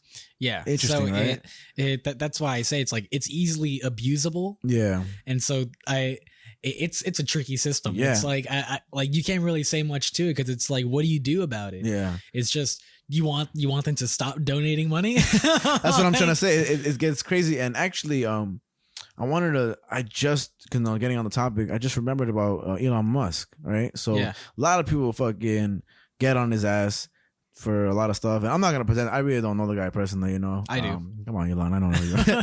Apparently. Yo, Frankie, Javi, why don't you know anyone? You don't know Putin? You don't know Elon? You don't know who else don't you know? You don't know ScarJo? Yo, I had no idea what fucking ScarJo. And if you know who ScarJo is, right, man, fuck you. Because I had no idea who that. When he said that shit, I was like, what the fuck? That's a cool ass nickname for her. So Elon Musk apparently donated $6 billion selling his Tesla stock. Oh wow! To donate to fight world hunger. And I'm seeing the article. I did not do any research on this, so this is like honestly the first thing I'm looking at. But I saw a little tweet or like whatever, you know, which is again like back to my main topic with the whole HIV thing. Again, like that's also a big danger to how we spread a lot of news, you know. But these little posts in social media, whether it be TikTok or Instagram or something, you'll see something that says, "Hey, this happened," and we kind of just like, "Oh, I guess it happened because somebody reposted it," you know. And there's a lot more to that, you know. And again, I don't know. What can change in the future that would make people read articles? You know, I think there are some pages like on that use social media to their advantage to tell the news, where they put it into story size bites.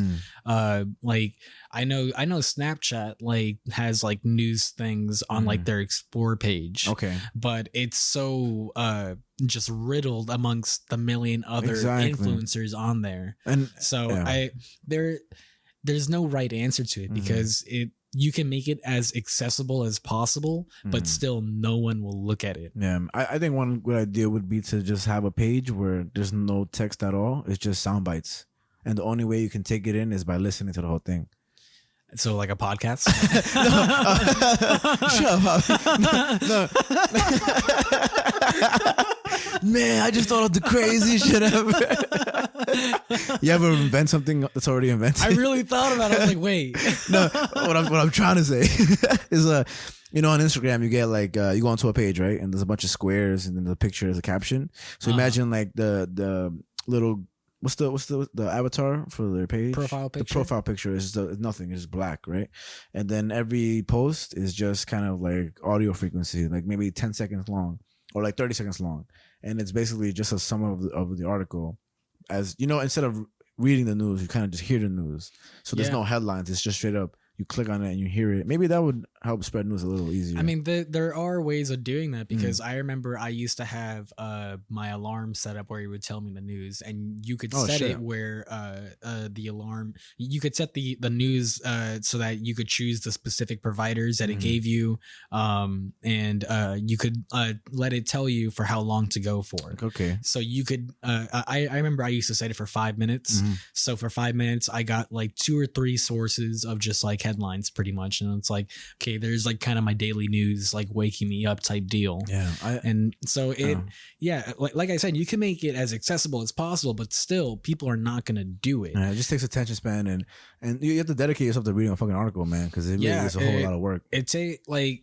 I took a whole class about like a journalism and like what it takes nowadays to be a journalist, and like how a lot of today's news is balancing storytelling and telling the facts, because you want to tell an interesting story. Don Lemon. Exactly. No, but you want to tell the story? You want to tell an interesting story, but you want to get the facts across. Yeah. Because if you're too much of either or, it doesn't work. Because if you're too much of a storyteller, then you can be misinformation. Yeah. If you're too much of the facts, then you can just be boring. Yeah. And so it's a tightrope that, and you gotta avoid being opinionated. You kind of gotta be core fact only. Yeah. You gotta basically juggle like 10 things at once. And it's a tightrope that journalists have to walk on, and I don't think it's taken into appreciation enough. It's hard work. Yeah. Would you say that Trump's doing of the fake news thing is, because obviously it was a terrible thing he did to the news outlets, but I think there's a lot of exposing that's done to news outlets with that whole fake news thing also, because I mean, people who don't like Trump and people who don't like, let's say this, Donald Trump said fake news, right? And what are we looking at Joe Rogan for last time? Misinformation, which is a more sophisticated term for like fake news almost, right? And well, obviously it's like, apples to oranges type of shit, but it's also kind of a similar ideology where it's like this guy is not saying the truth, right? And I mean, CNN used to be a very reputable, news outlet, and now it's a very opinionated news outlet, a very liberal news outlet. Yeah. And then you have that one news outlet that's, I mean, they literally asked Donald Trump, sir, at the White House, they were like, is the term Chinese food racist? Did you ever see that? No. It's America Only Network or something like that. I have to find the right words for it. But they were a ridiculous conservative news outlet that's like so ridiculous to the point where they ask questions like, is the term Chinese food racist? And Donald Trump would allow them to come into the White House pressing to, ask these stupid ass questions, but that would push he'd be like, he would say something in response. And this gets messy, man. I personally think that with press conferences, I know this is kind of tough take, but I think rather than journalists, it should be people who are able to, like scientists, doctors, real people that can ask sophisticated questions that the president should be able to answer, This is something that I do hear from Joe Rogan, that the presidency is just a popularity contest, ultimately. Okay. And we don't kind of put them up to any standard aside being old, white, and wrinkled. That's not Obama. So you're saying that like the scientists themselves should be presenting the information and answering these questions and whatnot? Oh, no, I'm saying they should be the ones asking the questions rather than the journalists that can come from anywhere. Oh, so rather than like having a reporter from CNN and Fox and all they've done is report news, even if it's only just been politics and they do study that, I think that if we're asking about climate change, a scientist should ask that to the president. And if the president can't answer, it just shows how qualified they are to really be handling that subject matter. And maybe instead of a president, it should be a widespread amount of people handling certain things that we all like, or if it's a financial question, we have a real core financial connoisseur or whatever to really ask that instead of fucking some bum from Fox, to push their agenda, Yeah. And it's very interesting. I wouldn't say it's a hot take. I would say it's an interesting take. Right? And one thing I also heard was the guy Duncan Trussell we were talking about earlier, right? He's a comedian, but he also made a point. It's like, you want to know about the audience of Fox News? Like, watch Fox News, right? But what will tell you all about the audience they're trying to preach to? The commercials. When they go on commercials, what's the first thing you'll see? They'll be selling some vitamins, some life-saving medicine, some canes. Who are they trying to sell the story to? Older white people, more conservative people that have probably vets and stuff like that. You get what I'm trying to? You ever see? You know what I fucking hate, man? Fucking kids commercials. Like, you ever watch Nickelodeon and the show stops and it's a commercial and it's just like, now buy this right now, and you're just like, oh my god, bro, like what the fuck? Flubber. It's the goo that walks on its own. I love this. Yeah, it's crazy. And then you're like, what? You can eat it. You can play with it. You can suck it. It'll suck your dick. Oh my god. No, but the commercials show a lot about what the audience of the main program is, So I thought that was a very interesting point to make in terms of how you identify what the news is trying to do and who is trying to do it to, you know? And yeah, you're right. Maybe it's not a tough take, but I just don't know why we have presidents that are allowed to say stupid shit all the time. Like George Bush was hilarious, you know, and Donald Trump is very entertaining. I genuinely do miss Donald Trump as a president in terms of how entertaining he was. I said it before, and I said it again. I remember seeing a meme where it was like someone just like looking out the window, like reminiscing, it's like missing the days when I got to laugh at the news. Yeah, man, and I will say this, man, for anybody that hates Donald Trump, I bet you paid the most attention to the news you ever had when he was in presidency, right? I guarantee you that most young people, and I'm just guaranteeing you the basis of nothing, but some people got more involved and politically active because this guy became president, you know, and Hillary Clinton's a liar. The fact that everybody is willing to settle for such a liar, she's the one that called I think minorities and homosexuals like predators and monsters. You know what I mean? Like, I think I remember seeing something about that. She's a piece of shit who turned her whole ideology around because she wanted to be president, you know? And we're so into There's an amazing video about Hillary Clinton called Hillary Clinton Meme Queen. No way. I got to show you this video after this. I hate how much of a hypocrite she is, and I hate that we were able to settle, you know, for her as a president just because we rather a first woman president. No, I'm not saying I don't want a woman to be president, but we should just have higher standards. Exactly, not just some old wrinkly bitch who's gonna lie about her whole thing just to be involved, you know. And I mean, it gets more deeper than that, but that was the beehole. That was the beehole. I'll give a quick response to like the Ukraine situation and everything. Oh yeah. Mm-hmm. Because I will say that like I think that. I don't think this news is intensely boring or anything like that, because this is a very scary thing happening. Yeah. While it's not happening to us directly, it very much can affect us directly in the future. Yeah. And we don't know what's going to happen because as we already mentioned, this could lead to fucking World War III. We don't know. And it could also lead to a death of a fellow soldier who's a family member of somebody we know. Yeah. You know, and then that's a more like crucial thing where like, I know these people are meant to, you know, be deployed when they need to and in the front lines and stuff like that. But I mean, sometimes the emphasis should be avoiding the conflict, you know, and I think that's what we're trying to do right now. And Russia is, I mean, who knows what they want to do, you know? All I'm saying is that Russia and Ukraine, they just got to smoke a couple of joints. Do some mushrooms. Do some shrooms together. Maybe have some tea. Nah, fuck the tea. I love tea. I want them to fuck. Get some aphrodisiacs going on. Really get in the mood, set the vibe. You know that oysters are an aphrodisiac? Yeah, you know what else is an aphrodisiac? What? Henny. Shout out to Ariel. Watch all those Russians get whiskey dick. I heard about the term whiskey dick, which is hilarious. Elon Musk, right, has donated so much money. It makes him the second biggest donor after Bill Gates and Melinda French Gates in 2021, according to Reuters. But it's reputable source. Yeah, OD. I don't know what the fuck Reuters is, but I guess it's a reputable source. But it still amounts to a tiny fraction of his net worth. You could be the second biggest donor in the world, and they'll say, that's not enough. What? What, bro? What the fuck? $6 billion? You know what I'm trying to say? Like, that's some bullshit writing in that article right there, in my opinion. That's a low blow. Reread it. I'll read it right now. Okay, this bitch ass journal. You know who wrote this? I'm gonna tell you right now. Fucking, they don't tell the name. Oh, Victor Tangerman. You bitch ass. He wrote, there's just one problem. I can't find the sentence. I thought that was the sentence. It was, but it just so happened to fit. It says, the donation makes Musk America's second biggest donor after Bill Gates and Melinda French Gates in 2021, according to Reuters, but it still amounts to a tiny fraction of his net worth.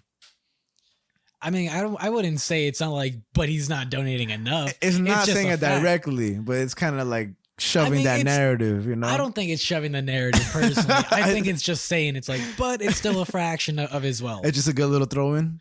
Yeah, I mean, I think it's just good reference more than anything. It's like, but that's still like a fraction of his wealth. But a lot of people do always say like, oh, why don't rich people donate money? Like donate more. They should.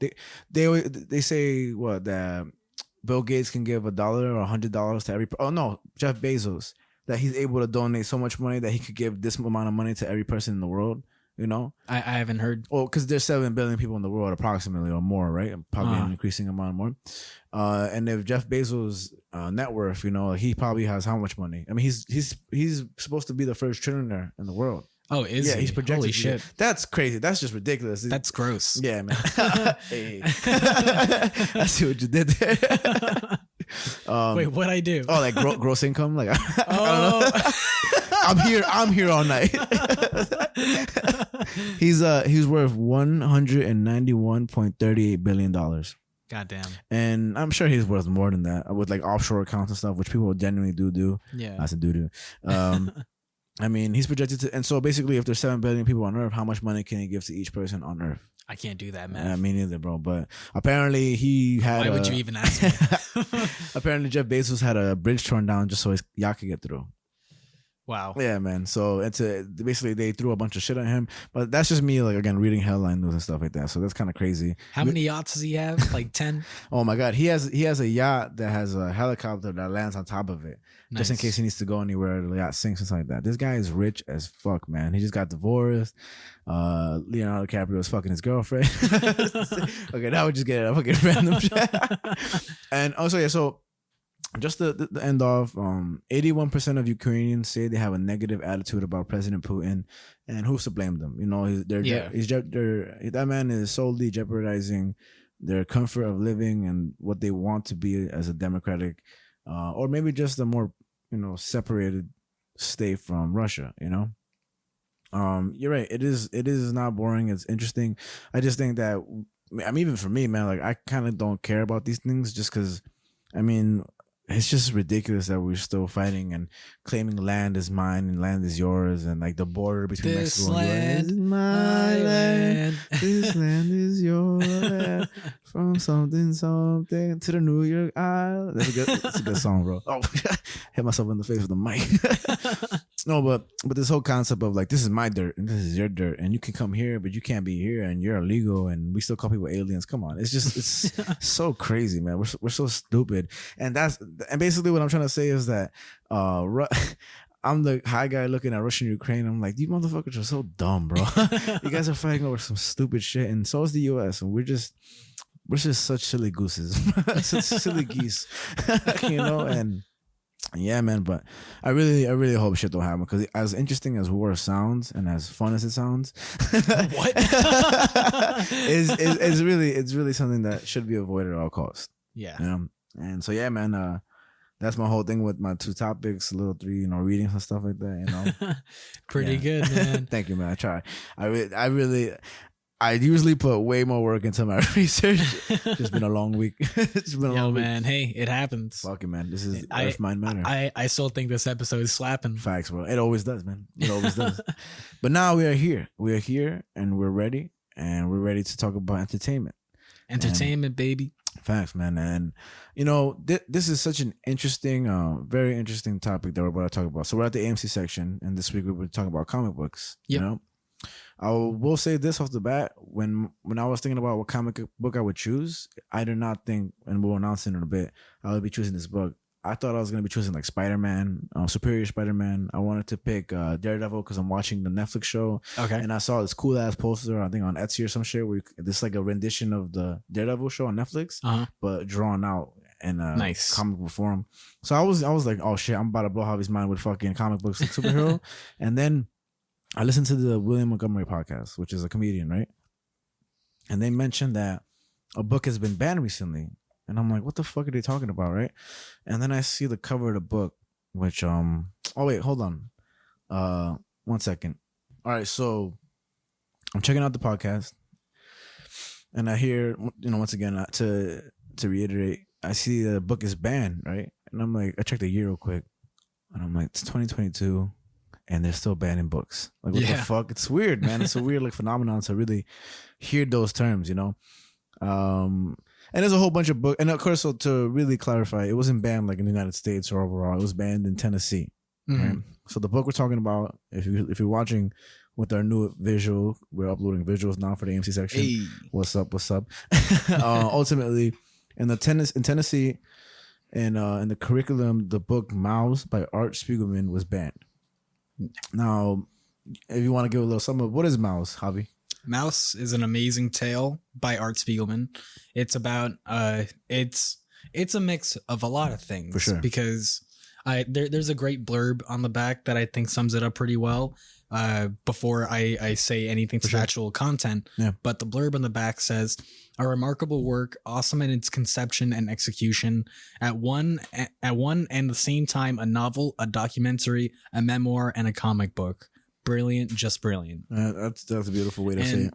And I think that's the best way to sum it up, because this book is kind of all of those things. Yeah. It's a documentary, it's a memoir, but it's also a comic book. Yeah. It's about Art Spiegelman's father and how he's a Holocaust survivor and his story. Yeah. But not only is it about that, it's also about the life in present day between Art and his father. Yeah. Post Holocaust and everything. Yeah. So it kind of takes you down this lane of ultimately the main character Artie, who is called that by his grandfather. And he's trying to find out, like, he wants to write comic books, which he actually does, you know, and he's like, hey, I want to hear about your story. His father doesn't think his story is that interesting, but Artie's like, I want the world to know this story because it's important. And I think that's why it's so important to talk to your grandparents. I have, again, your enemy and my friend Brian. He tells me, he's like, hey, you should really talk to me. He's like, talk to your parents about how they got to this country and how they arrived here and what they did before they were, I was born and stuff like that. And he really emphasized that because he gave me his background story about a lot of things. And it's a real crucial thing. And, your parents have a life, before you, and even if you can't communicate to those people in particular, it's just storytelling is one of the most important ways that we ever got to communicate our stories in music, in the history of it, right? There's a great episode of Master of None. I don't know if you ever seen it. I know it was with this comedian, right? Aziz Ansari. There we go. He's funny. And there's a whole episode where he and his friend are like, we should get dinner with our parents. We should try to get to know our parents better because we're both immigrants. Or both our parents are immigrants. We should get to know them more and learn their story. Yeah. The whole episode is about their parents and what they used to do as kids in their home countries before they came to the U.S. Yeah, man. When I go to some other job that I have, right, and there's a when I make that money, there's this sticker on the fridge that says "Son of an Immigrant," And ultimately, like, that's what the fuck I am. I'm trying to say, like, it really is something like that. And so what I was trying to say is that when it comes to storytelling, right, the history of music, one of the most important things that I've learned is that, before writing stuff down, before, lyrics of songs and stuff like that, when it comes to, like, organized music and all that, how, like, slaves, they would pass on their stories is by singing the songs. Because you wouldn't, write anything down or anything. It would just sung. And then that's how you passed on stories. One of the biggest way we've passed down information is through songs. Yeah. And I think it's a very beautiful thing. And another quote in the book that I think is very important, that, again, Art Spiegelman is Jewish and his father is Jewish and his father is a Holocaust survivor.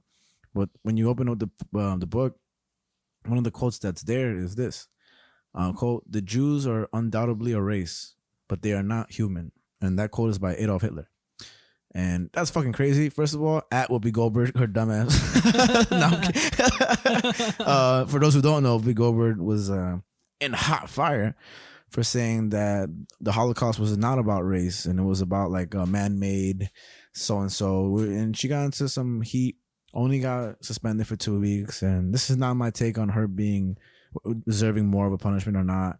I just think that's a very intense thing for her to say, especially when we'll get more into this later, but some people today don't think the Holocaust even happened.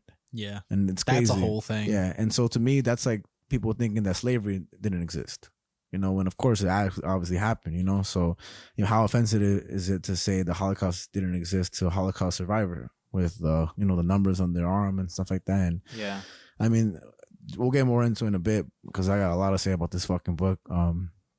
But Jesus fucking Christ, that shit is crazy. So Whoopi Goldberg, I don't know, man. Come on the podcast. Yeah. So I'll something that I'll point out pretty quickly is that something that I caught on is that this is a comic book. Yeah. But this comic book isn't about superheroes, anything like that. Yeah. And so which I always think is funny because when a comic isn't about superheroes, people love to refer to it as a book. They're really? always, because, like, I don't know that.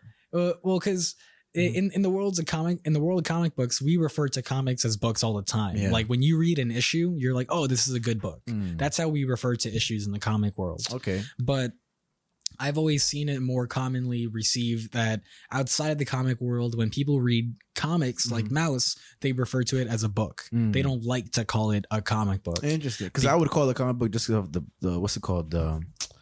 The form of it, the way it's expressed. I mean, yeah, it's a medium. Yeah. It's a medium. Yeah. But I think there's still a stigma against comic books, and people still kind of look at comic books as silly or maybe or maybe a little childish.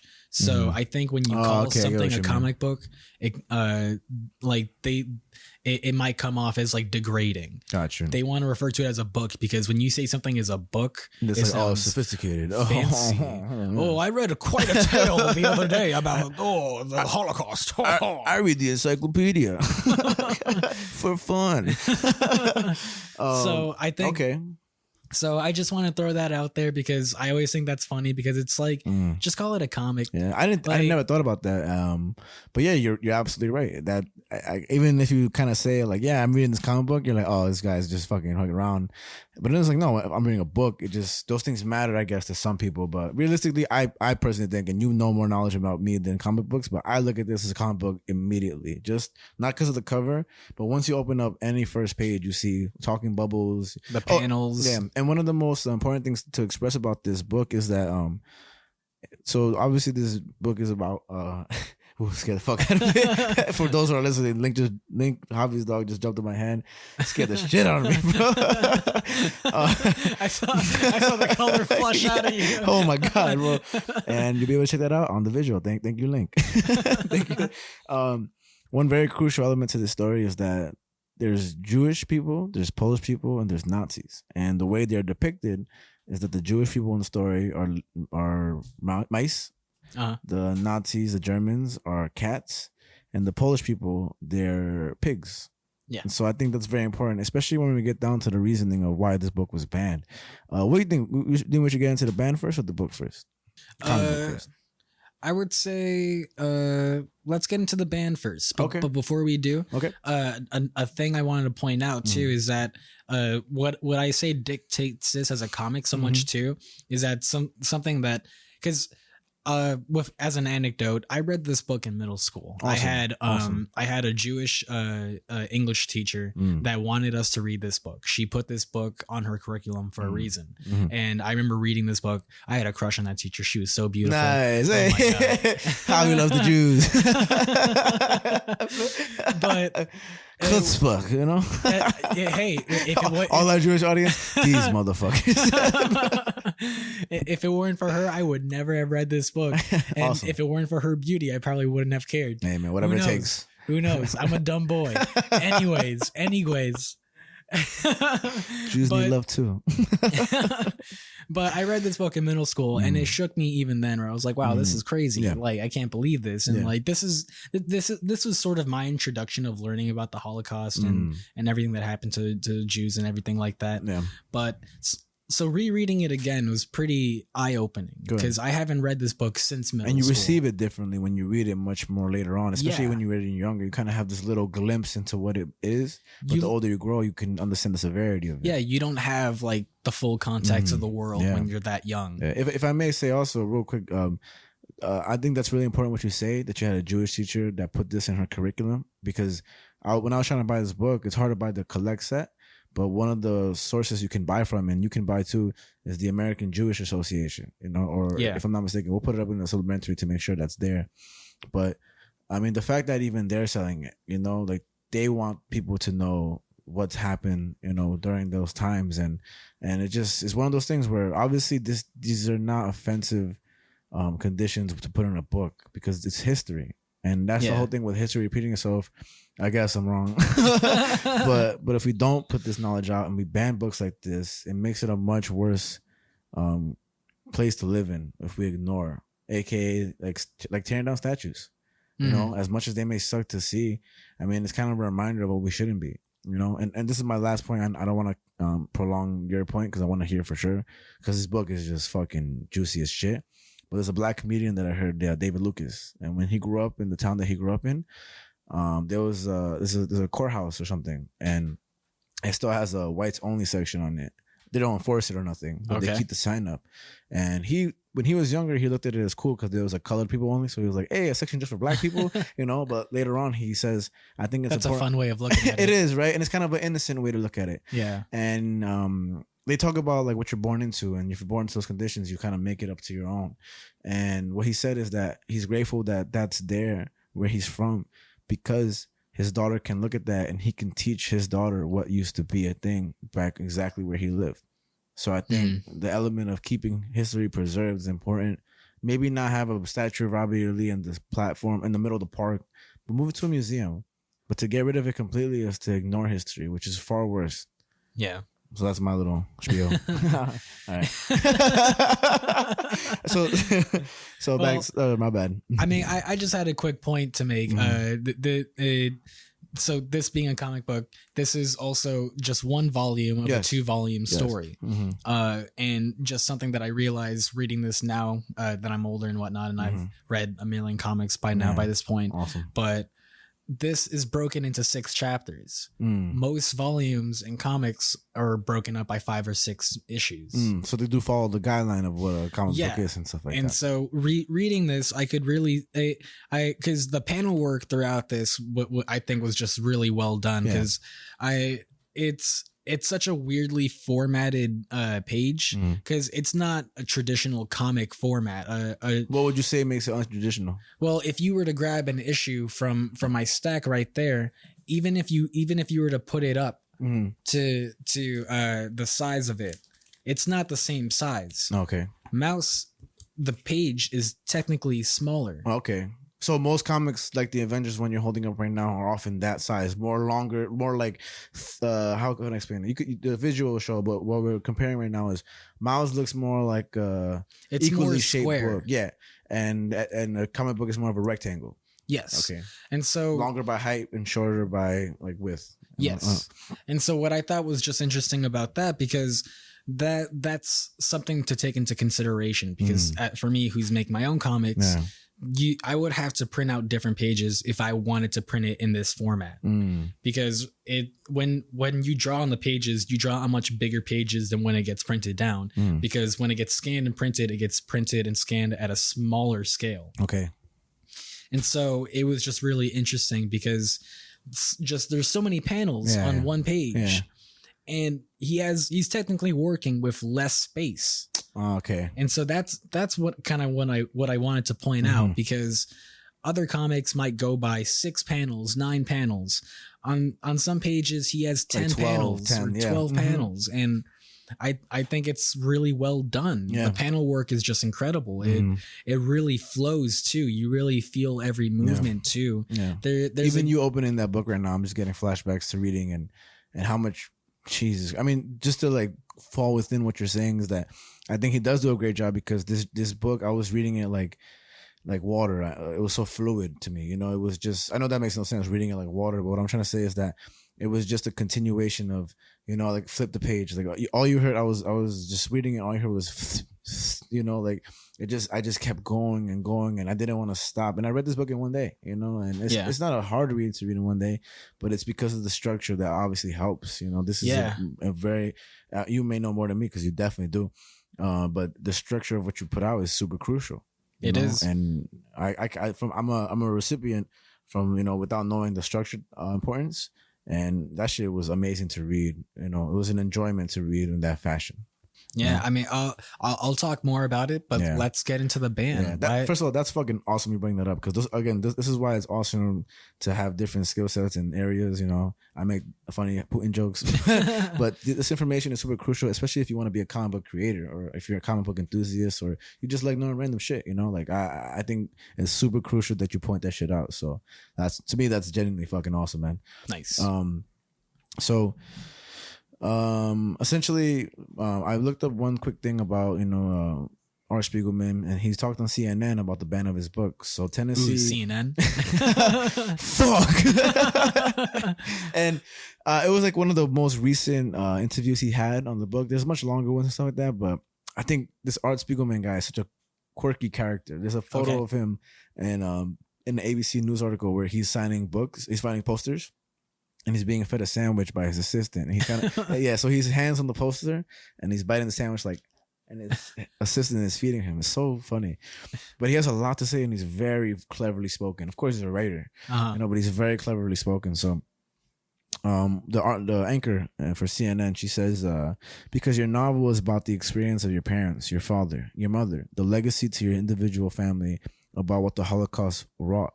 And I wonder if a part of the reason they're being so myopic is because of a bigger problem, because so many people are seeing the Holocaust as what it was these days.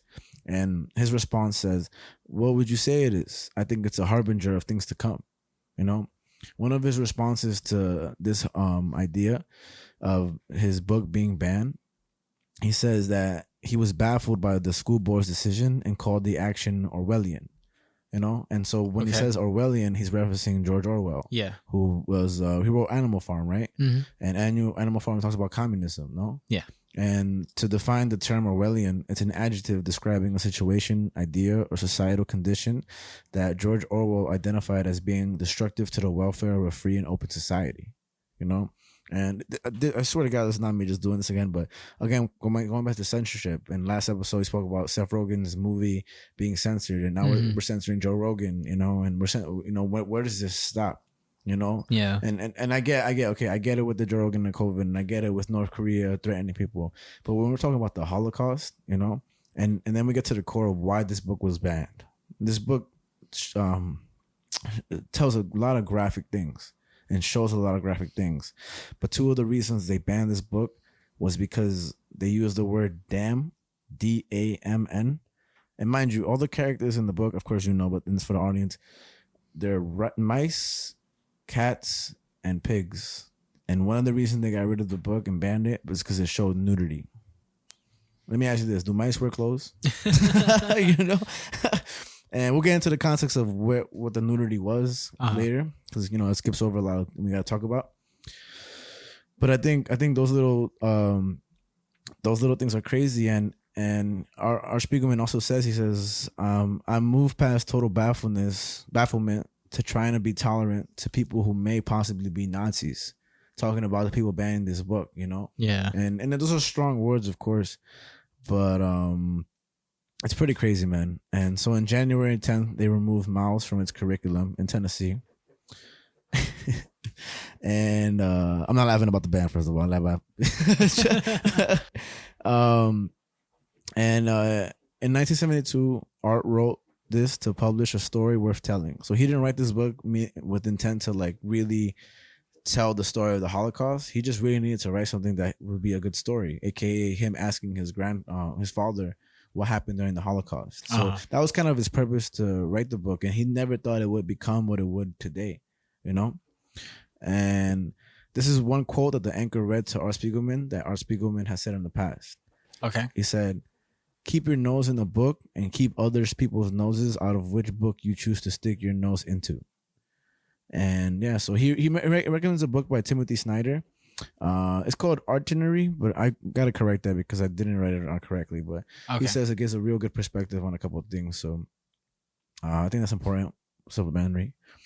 And I want to throw in also that for this book, Art Spiegelman won the Pulitzer Prize in 1992 for the work that tells the story of his Jewish parents living in the 1940s Poland and depicts him interviewing his father about his experiences as a Holocaust survivor. And yeah, man. So one of the last things I'll say about this is that another reason that they chose to ban the book, which isn't the major reason, because I don't think this can be justified as a major reason. I think it just shows the experience of the Holocaust. It says it shows people hanging. It shows them killing kids. Why does the educational system promote this kind of stuff? It is not wise or healthy. School board member Tony Allman said about the book, which is part of the district's 8th grade English language arts curriculum. And might as well get rid of slavery at that point too, right? Might as well get rid of police brutality and things that are actually happening, I mean, man, what an asshole. Yeah, what a piece of fucking shit. This dumbass Tony Allman. Yo, call that motherfucker and tell him how stupid he is. Because we're gonna teach sunshine and rainbows. That's literally not what this country's made up of. And I think it's just I can't believe that we're allowing these dickheads to control what, or at least advocate for what the kids should be, learning about. For the kids, for the children. And so that's pretty much the overall gist of the ban. And again, I really wanted to dive more deep into the book because we can talk about the opinions of this dickhead all over, and but I think what's more important is when we get, and we will right now, about what the essence of the book is, and it's really fucking crazy, man. It's really crazy. I like to the whole ban thing. I think it's dumb. Super. I think it's pretty ridiculous. For the things that it's been banned for, such as nudity and whatnot, like you're really gonna ban a comic for nudity? Like another comic that also deal with a controversy of nudity. I think I might have mentioned this to you at some point. This comic called Batman Damned. It was the first comic by DC's new label or new, what do they call it, imprint, called Black Label. Okay. And Black Label was basically an imprint by DC where they could tell more mature stories, more serious stories, whatever the case is. Batman Damned was supposed to be the first one. And in the first book, you see Bruce coming back to the Batcave. He's all fucked up from a night of being Batman, whatever. He's taking off his suit and whatever. God damn, my bad. I'm so sorry. Once again, Javi's daughter scared the shit out of me. I'm so fucking lost in Javi's words, and then Link comes up to me and scares me. Please continue that over again. Anyways, Bruce is in the Batcave. He's taking off his bat suit. And he's all fucked up and whatever. And as he's walking through the shadows of the cave and whatever, you can see the outline of his dick. Oh wow! What the hell? And like, I'm not upset or nothing. It's just I did not expect that. Okay. And like, it's not explicitly drawn or anything like that. You just kind of see it in like. All right, are you talking like Bulge or like straight up as dick? Like you see like the straight up like dick, like it. That's interesting. I don't know why it's not fully drawn out, because like it's like kind of lost in the shadows and whatever. Okay, so lost in the shadow, dick lost in the shadow. Just funny sense. But there's a lot of controversy behind this because a lot of people were like, how could they ever put a dick in a Batman comic? Yeah, and so there's a lot of controversy because Black Label is supposed to be an imprint for mature audiences. You have to be 17 or 18 or older to even purchase a Black Label comic. I didn't know that, but I guess when you get like nowadays people don't do this at all, but if you were to buy like a Playboy magazine, I guess you can't sell it to a minor, right? Yes. So but I never knew a comic book could ever have such conditions. That's not hilarious. It's amazing, actually. I mean, technically comics have always, well, not always, but comics are like that. Like Fight Club 2, when that came out as a comic, I needed my mom's permission. I needed my mom to come to the comic book store for me to tell the guy like it's okay for me to get these because those are rated M. Wow. So comics like have their own like ratings and things like that. And so there's a lot of controversy because why are they going to put a Batman dick in a comic? But this is also but this is also a comic where you need to be a certain age to even purchase it. It's kind of like when people kind of say, oh, people are getting violent because of movies and video games. It's like, well, why are you letting your children play those games? You know, like, you, technically speaking, why are they able to get to those games? You should be in charge of what your children are, you know. If you're so concerned about it, exactly, then, like, monitor it yourself. And this is just because Trump is a dumbass. He dead ass blamed school shootings by white terrorists. Basically that they did it because movies are too violent and games are too violent. I'm like, what is this? Fucking 1902? You know what I mean? Like, real year. But I couldn't believe the idiocracy of, I don't know, am I using that word right? Idiocracy? Yeah. Nice. It's just so stupid. And I wanted to point out this comment because, you know, ABC News has a cool little section on there where you can comment. America, right? and the first comment is is it the first or the third comment by a person named Devan. And he says, I would bet that the parents who are against the books are all in favor of a book that advocates. Let me say it again. I'm sorry.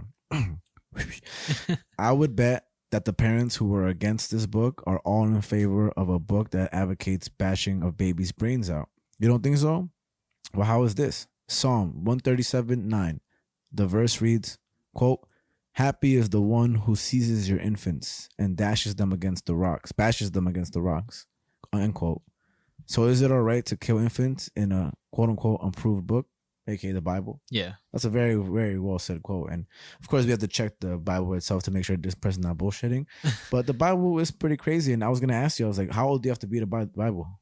I don't think there's an age limit to buy the Bible. Very interesting though. I'm not in the sense of like we should ban it, but I just think it's interesting because it does talk about a lot of crazy stuff. Yeah, no, I mean Jesus. But the controversy with that Batman comic, like what they ended up doing is that they stopped selling that comic and they reprinted it without the bulge and everything. without the outline and that's whatever. Kind of pussy of them though. I wish they didn't do that. Yeah, you know what I mean? And so I have a copy of the Batman dick. Don't worry. Signed by Brian Azzarello on the dick. no, but and this is not to be like that, but like freedom of speech, man. Freedom. You set the guidelines to what you're gonna put out, you know. And if some people are upset because they didn't do their research or allow their kids to get that book, that's their own damn fault, man. That's not nobody's fault except that. And it's a dick, bro. It's a fucking dick. Everybody has one.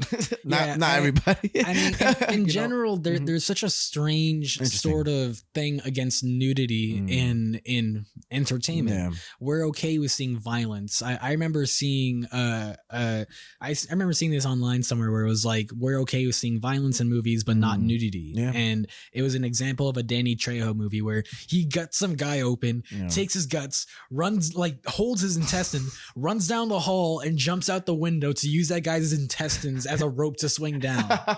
And it's the same thing if he had a bunch of dicks in his hand and he's the dicks. No, I'm just kidding. and then it was an example of like a shower scene where some lady's like having a shower and like they were like, both of these movies are rated R. And this movie with the nudity has no violence in it whatsoever.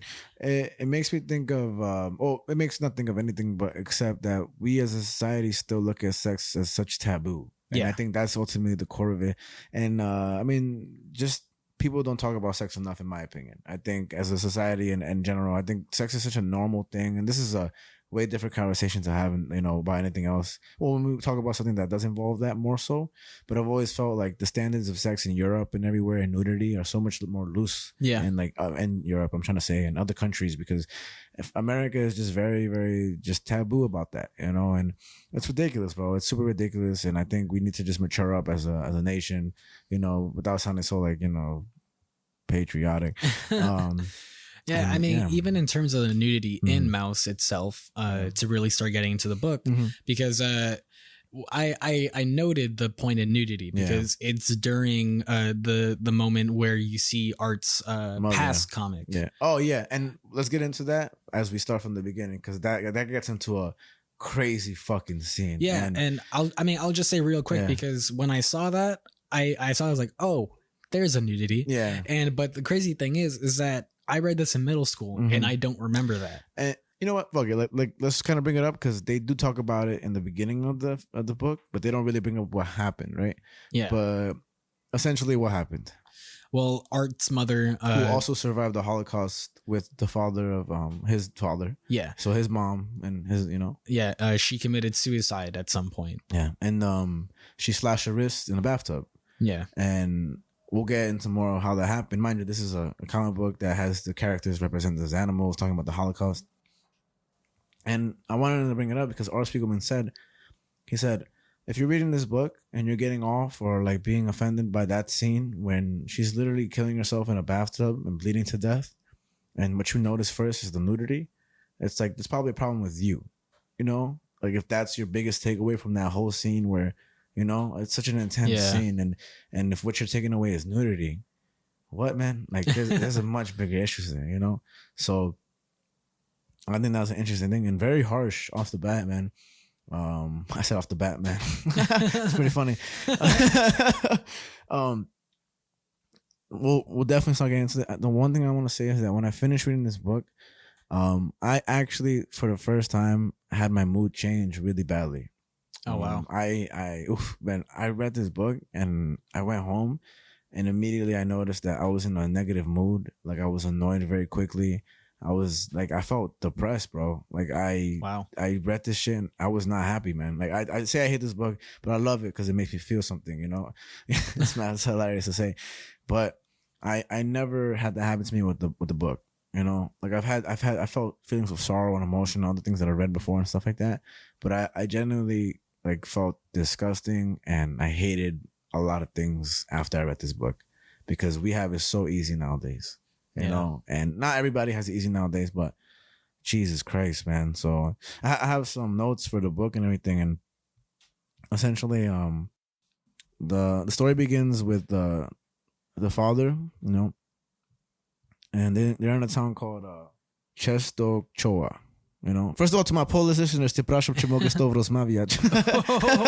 Just want to say that real quick. So, przepraszam. Okruszki wszędzie, chleb, All I said was, excuse me, can I ask you a question? There's crumbs everywhere, bread. Nice. Yeah, so if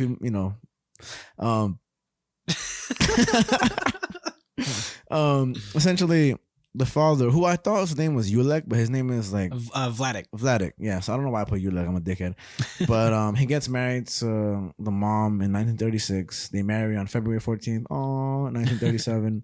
And this is the mom of Artie, Anja. That's her name. Mm-hmm. And with Vladik, right? Vladik is the father's name. So ultimately, the story comes off him telling the story of how he met his wife and how the Holocaust came about. And so, again, the son's name is Artie, the dad's name is Vladik, and the mom's name was Anja. Right? Mm-hmm. And so I just want to start off with there. I mean, it's hard to see on the visuals right here, but right now you see a couple of signs where they have a banner going over the town that says, "This town is Jew-free." And they would make Jewish people hold up signs that said, "I am a filthy Jew." Yeah. And off the bat, this is in the beginning of the book. And there were synagogues that were burned down, Jews beaten with no reason, and the whole town pushing out all Jews. And it was just terrible. And in August 24th, 1939, there was a draft notice from the Polish Reserves Army. And Vladik, Artie's father, had to go to the draft.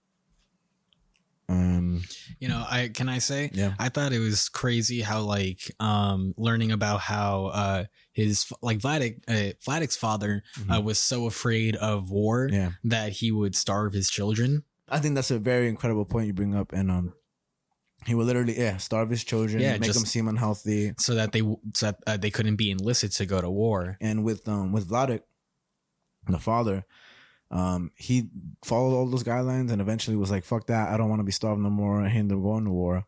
And when he did, they trained him for a few days. And remember, they got drafted on August 24th. They trained for a few days and they were put on the front lines in September. Yeah. That's fucking crazy, bro. Can you imagine fighting for a war and you only train a couple of days? Fuck that, man. And that's a real crash course right there. And with Vladik's father, he was in the Russian army. And this is the reason he didn't want his son to go to the army, because in Russia, when you join the army, you have to stay in the army for 25 years. Oh, wow. You were stationed in Siberia. And in order to avoid being in the army, he had to pull out 14 of his teeth, because the standard to get released from the army is missing 12 teeth. Yeah, I remember reading that. I was like, what the fuck? Yeah, so after Vladik's father experienced that, he's like, I don't want none of my children to go to the army. And that didn't work for Vladik, because he had to go to the fucking army. So my bad. What I'm trying to say is that earlier I said Vladik went to the army, but Vladik's father went to the army in 1939. And so yeah, man. So eventually, now that Vladik got drafted to the war, he basically kills a Nazi while he's fighting for the war, and they get taken in as prisoners of war. I don't know if you remember I'm talking about, where Vladik is fighting and he shoots at the opposing soldier, and he thinks it's like a moving tree. Yeah, and eventually they get taken in. His people, like his fellow soldiers, they get overrun and overtaken, and they get taken in as prisoners of war, and they get sent to POWs. And so when they were there, they were staying in the tents and everything. They would be put into tents. They would just be held captive, and it was freezing cold. They had no warmth. They had no nothing. They had to. I mean, Vladik, Artie's father, he took showers and stuff, because a lot of people would get frostbite wounds, and the wounds there was pus, and in the pus there was lice. Yeah, disgusting. So people thought he was crazy for taking showers in this freezing cold, but he knew, because he's such a clean freak. Which is interesting to his character, having survived the Holocaust. He's very neurotic. Yeah, exactly. And so the fact that he would do that, I guess he was just very smart to do that. And after the war prisoners were there for a bit, the Germans started putting up signs And the signs would say exactly this. It says, workers needed. War prisoners may volunteer for labor assignments to replace German workers. Call to the front housing. Abundant food will be supplied. No, housing and abundant food will be supplied. And all the other soldiers thought it was a trick. And Vladek said, fuck that. I'm not staying here and doing all this shit. So I'm going to go join and work, you know? When they were working, they were literally forced to move mountains. And it's hard to see on the visual right there, but they basically had to level out the mountain. Yeah. Fucking crazy, bro. Fucking crazy. Imagine being able to do that. And if you were to give when up, I first read it, I thought he was just like being hyperbolic. Facts, but they literally had to do that shit, man. And just being a prisoner of war, Vladek was having a terrible, terrible fucking time. As who wouldn't? You know? And this is a really, and to go into the visuals of everything, Vladek has a dream. And you see how right here his grandmother is depicted. It's amazing how she's drawn, because there's age within how she's drawn, and she's dead, but she came to him in a dream and says, "You're gonna be free." He says, "You will come out of this place free." She says, "You will come out of this place free on the day of Parshas Truma." And Parshas Truma is essentially each week on Saturday they read a section from the Torah, and this is so-called Parsha. And 1 week each year, it's Parsha Truma. So that's a little complicated, but that comes down to the Jewish faith. And I don't know if you know what the fuck I'm talking about, Jews, you know. And this is just me going like with the storyline and stuff like that. So butt in whenever you want, because I'm just kind of going with whatever. Because I just wrote down the notes as I took it in. Yeah, I mean, I'll say because so he starts working and he finds out that it's really tough work, and he's finding out that people are just kind of what happens after that? He finds out that people are being able to leave, and he gets lined up and he's able to finally leave, it seems like, and he gets put on the train to seem like he can finally go back home to his town. And this happened right after he got the dream of his grandmother saying that you will be free. And and he's on the train, but the train does not stop at home for him. It keeps going, and he's like, what the fuck is going on? Yeah, what the fuck is going on? and at this time, Poland, which where they are, it was split into two different sections: the Protectorate and the Reich. And basically, the Reich was annexed to Germany. There's that word again, annex, Crimea. Yeah.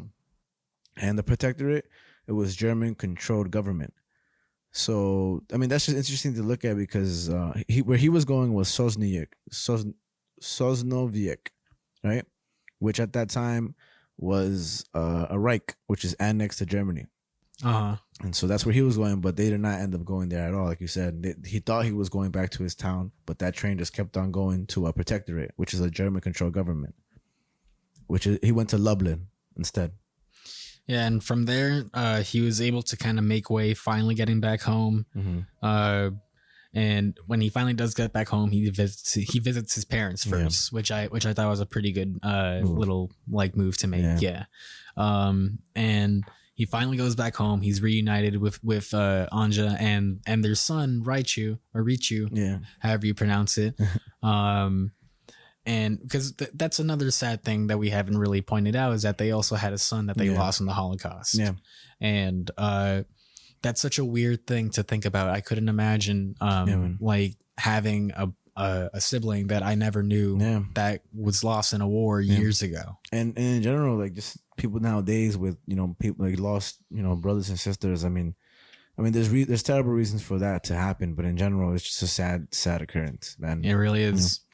And I mean, so he finally gets back home, and what's great about this comic too is that it does a great job of sort of breaking up the story of not just only telling you what happens during the Holocaust. It stops every now and then to come back to present day and show Art and his father, and the relationship between them is so interesting to me. It just is so reminiscent of my relationship with my dad, of just like, you're so difficult, but oh my god. And it makes it more intimate, the story, because it's much more than being like, okay, Jewish, Holocaust, gas chambers, as you all know. It's like, no, this is like this is one person within a bunch of people that this happened to. And to me, I think that's what also made me so depressed about it, is that you get to learn more about these characters that, you know, and what they'll say a lot is to the gas they went, you know, to the gas. And I don't know who he's talking to here. I don't know if it's his father or not, but they're talking about how they took a bunch of, the Nazis took a bunch of Jewish people, and they marched them to the forest, and they shot and killed 600 Jews. And that they used to do that regularly. Yeah, man. And 100%, it's just a sad thing. It's just a sad thing. And he eventually, Vladik, when he was in Lublin, which is, you know, the German-controlled government area, he left and snuck back to South New York, which is where his family was. And the way he did it was he pretended to be Polish. He went onto the Polish. He went onto the train, right? And the train was split up by two different sections. It was basically the Nazis and then the Jewish and the Polish people, right? What he would do is go onto the Nazi train, and he would pretend to be Polish, which a lot of Jewish people did. What I thought was very clever about this book is that when they did that, and when a Jewish person pretended to be Polish, the way they were represented in the comic book is that they would have wearing the mask, a pig mask. Yeah, where it was very clearly obvious that they had strings attached to the back of their heads, and it's like if I were to wear like a monkey mask and put on a monkey for Halloween, like that's how. And then it's awesome they did that, because it goes to show like they're obviously Jewish, aka mice, in this book, but to pretend they had to be, you know, Polish, which is interesting because it's just like, you know, this is interesting. But like J. Cole has a very famous line where he says like hate is basically hate, and he's like, I know what the Germans did to the Jews, you know. And what he's trying to say is basically like Germans and Jews look the same, not incredibly because there's different facial features and stuff like that, but complexion, they're both white, yeah, you know. And it's like hate can arise anywhere. Of course, it happens between, you know, like to black people from white people, especially racist white people and white supremacists. But it's like hate can come from anywhere, you know. Like when he says, "I know what the Germans did to the Jews," and I think that's a really incredible line. He says, "I wish I had the context in particular, supplementary and stuff like that." Yeah. But when he goes to his town, Vladik's mom had cancer, and recently they had beaten Jews in the streets, and they were forced to sing prayers while they were beaten. He was actually, this is sad as fuck, but he said that his mom had passed from, you know, her cancer, but thankfully she didn't have to endure all the cruelty from the Holocaust. Yeah, she technically missed it, and that's crazy. And in that time with the Nazis, and mind you, this is still before Auschwitz and everything. Like this is the upcoming involvement of what's soon to be. This is not even the bad part yet. And in the town, it was a rule that at 7:00, all Jews had to be in their house with the lights turned off. And all the Jewish businesses had to be taken over by Aryan managers. So with the son that they had, to, you know, basically make sure his son survives, they wanted to basically say, hey, let's give our son to other people so other people can take care of them. And in this scene right here, you see Anja with her eyes very open and darkened around. And she says, I'll never give up my baby. Never. Yeah. Because she said she'd rather be with her family than give up her baby.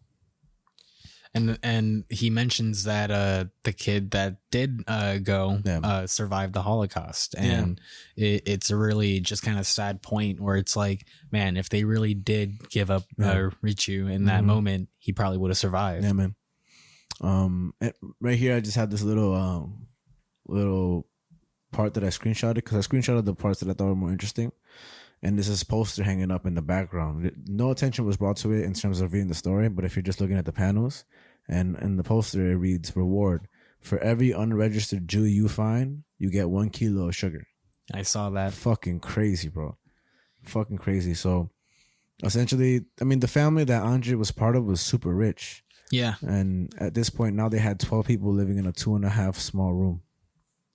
There's another point to the panel work I gotta say with this is that in the scene where they're all having the dinner again and Art is back, or Vladik is back, if you see in the panels, you see that one of the children is like spilling his food or something on the table, and then in the next panel, like the mom or whatever kind of like slaps his hand or something like that, and he kind of slams the plate and he starts like crying or something like that. And the next panel, like the mom starts holding him. Yeah. And that's it.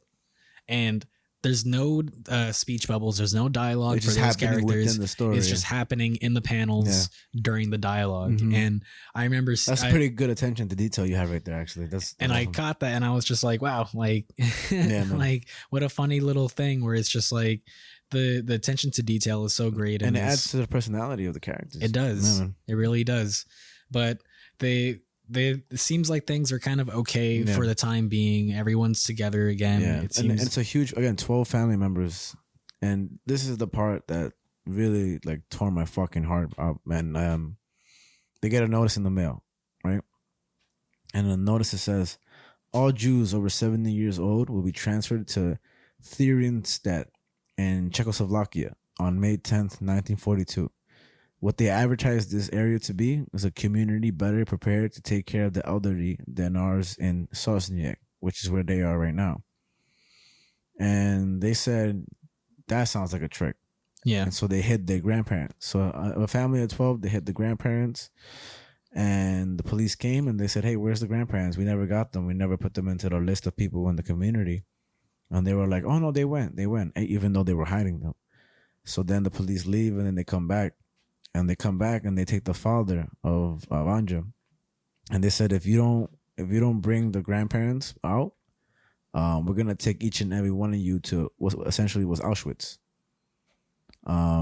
They sent a letter and said if the grandparents weren't sent, they would take the whole family, and so the family, they sent their grandparents, and they got killed in the gas chambers. And the saddest part was that they told the grandparents that they would be going to somewhere else that was actually safe. Like, they didn't say that they were going to go to the community. They said that they would lie to the grandparents so they wouldn't have to be in fear. And it just broke my fucking heart to think about them arriving at Auschwitz and having to endure, like, dying at such an old age, at 70 plus years old, man. Like, having to live that long just to get murdered, man. Especially then. That's a long life, especially then, 70 years. I didn't think about that, man. Fuck, man. That even now talking about that. So then there's an announcement made, and they say to the town of Sosniak, fellow Jews, and mind you, there was Nazi soldiers that were controlling where the Jews were and keeping track of them, but there was also Jewish people that were doing the work of Nazi soldiers, which is harboring the Jews and making sure that basically, the enemy making you work for them. And that's crazy as fuck. Like, having Jews control how Jews will be killed, it's fucking crazy. So they make an announcement and they say, fellow Jews, on Wednesday, August 12th, every one of you, young and old, male and female, healthy and sick, must register at the Dienst Stadium. Saying basically everybody in the town has to register. And basically he says there's no cause for alarm. It's only a matter of inspecting your documents and stamping them. This will protect you as citizens of the region. And everybody's like, this is going to be a trap. I'm not going. Everybody was just worried. And so about 25 to 30,000 Jews from Sosniak went to the stadium. And essentially old people, families with lots of kids, and people without work cards are all going to be to the left. And the people that didn't get stamped will go to the right side. And what this essentially was if your passport got stamped, you were good to go. And if you wasn't stamped, you got sent to Auschwitz and you were killed. And it's just fucking sad as shit, man. And it's just based on age, and it's just kind of like, that's it, you're too old, so you gotta go. And one of the saddest parts is that there was a couple. This is fucking sad, man. The husband was allowed to pass by, and because his daughter had too many kids. His daughter had too many kids, so she had to go to the other side, which is the Auschwitz side. And so what the dad did, he climbed over to the bad side, and they both got killed with the kids. Yeah, bro. Right here I have in the stadium of approximately 10,000 people that stayed, whose papers weren't stamped. So basically the ones that were going to be sent to Auschwitz. The stadium was so crowded that people even suffocated. There was no food, and there was no toilets, and some people even jumped out the windows to end their misery early. And at this point, Artie goes and searches for Anja's diaries, which we're getting to the point now where, like, she committed suicide a little bit, and he sees that within the collection of his father, he has things like calendars from 1965, and apparently he's a big hoarder, right? Yeah. And that his current wife says that he doesn't throw anything away. Like he even has a plastic picture from the hospital. And what I pointed out when I was reading it is that he doesn't throw anything away. But earlier in the book, when Artie came to go visit him, because there's multiple trips he takes. This story wasn't told in one sitting. Like it's multiple days of the day. They go back and forth from the story of the Holocaust to just current times of Artie talking to his father and asking him, okay, let's pick up where we left off. And earlier when Artie came, he was wearing a coat that had a hole in it, and so the father, Vladek, did it even have a hole in it? I don't remember it having a hole in it. Something it was, but he threw out his coat. I think he just said it was too old. Or something. Like, why are you wearing this old coat? You should have a nice new coat. And so he threw out his coat out, and I was like, wait, why did he throw his coat out if it was old? But then he hoards everything and still has calendars from 1965. You know, like why does he keep everything and hoard everything that he has, but wants his son to have much better? You know. And that is interesting. And I thought to myself, I was like, maybe it's that he wanted better for his son, but always disciplined himself in a manner that was imprinted with him, though. The harshness he dealt with to keep everything, because at one point he was losing everything. So basically for him, you kind of taint your brain to saying like, you don't ever want to lose what you have. So let's just keep everything we have right now. But for some reason, he didn't want that for his son. Yeah. So that was super interesting to me. And, then we get, you can get to this point where basically the comic book that Artie wrote was called Prisoner on the Hell Planet, which is Artie talking about his mother. Yeah, and I thought this was really cool just because it's a comic within a comic. Because super dope. They even have a picture right here of me holding it the same way he's holding it, because it's so cool. But because what's interesting about the comic in general is that whenever the comic is pretty meta, because whenever it's in present day, they're very explicit of like, I'm writing this book that you're holding right now. I'm writing it right now. Yeah, man. And so to get this meta where this is a comic that Art Spiegelman created, and it's even copyrighted at the end of it on the bottom. Yeah, you can see his copyright on the bottom where it has his name at the end of the comic. Oh, wow. And first of all, can I just say the artwork within the comic, you know, it's trippy and terrifying and sad. And one of my one of the things that I think is the most saddest is that he's crying and being upset, and in the background his mother has just died. And it says, and for $950, we have a bronze casket with the bronze colored velvet. Of course, for $2,000, we can, talking about the casket she'd be buried in. Man, I personally just think that caskets should be free. I think government should pay for funerals. Okay. Because why the fuck, you know? Oh, and this is the scene. You know, I swear to God, man, when I was reading this, I did not notice that she was naked. Oh, really? Yeah, I swear. And I'm not just trying to say this to be like, but oh my God, I even just seen this now. Right now, if you're watching the visual, you can see on the screen that there's a dead body in the bathtub. But if you're not, there's a dead body in the bathtub, and it's his mother who had just slashed her wrist. Before this, she always dealt with anxiety and issues with her weight, and she was taking pills and stuff like that. They talk about this earlier in the thing. But right now, right before she killed herself, she went up to Artie, and she went up to his room, and she told Artie, "Hey, you still love me, right?" And Artie's like, "Yeah, sure, whatever, you know?" And that was the last time he ever saw his mom, like alive. And in this page right here, you see the mom dead on the top screen. And it says right there, "But for the most part," Artie speaking, "I was left alone with my thoughts." It goes from her mom in the bathtub, dead, with blood surrounding her body, to it saying menopausal depression, to showing a pile of bodies. And then it says Hitler did it. And then it says mommy. And then it says bitch. And then it shows her slashing her wrist with, on the right arm is her holding the razor with the numbers imprinted on her from the Holocaust, and then slitting her wrist, and then him and her laying down in the bed together, the child. And then at the right corner to end it off is him just holding his head, wearing the striped pajamas, basically, as people know it as, from the Holocaust. That scene and this whole little area is such a draining. Like for me, it drains me right now because I think of my mother and just, you know, I would never ever want somebody to go to this. And unfortunately, that's just one situation. Yeah. I mean, because to even talk about this comic is like talking about a whole other comic in itself, because just the fact that he dresses himself in the striped pajamas like that, and it's called Prisoner on the Hell Planet. Yeah. It's very much this idea that he's living in hell, like in a living hell. Yeah.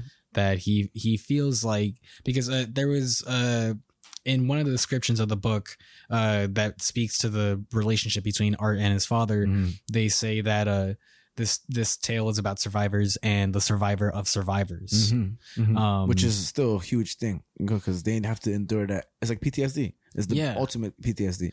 And so here's Art almost dressing himself as if he is a Holocaust survivor. Yeah. But he's not. He's a survivor of a Holocaust survivor, which is, it gets passed down, and even not to like be like that, but like, genetically speaking, you can pass down depression. You can pass down these, symptoms of being what you have.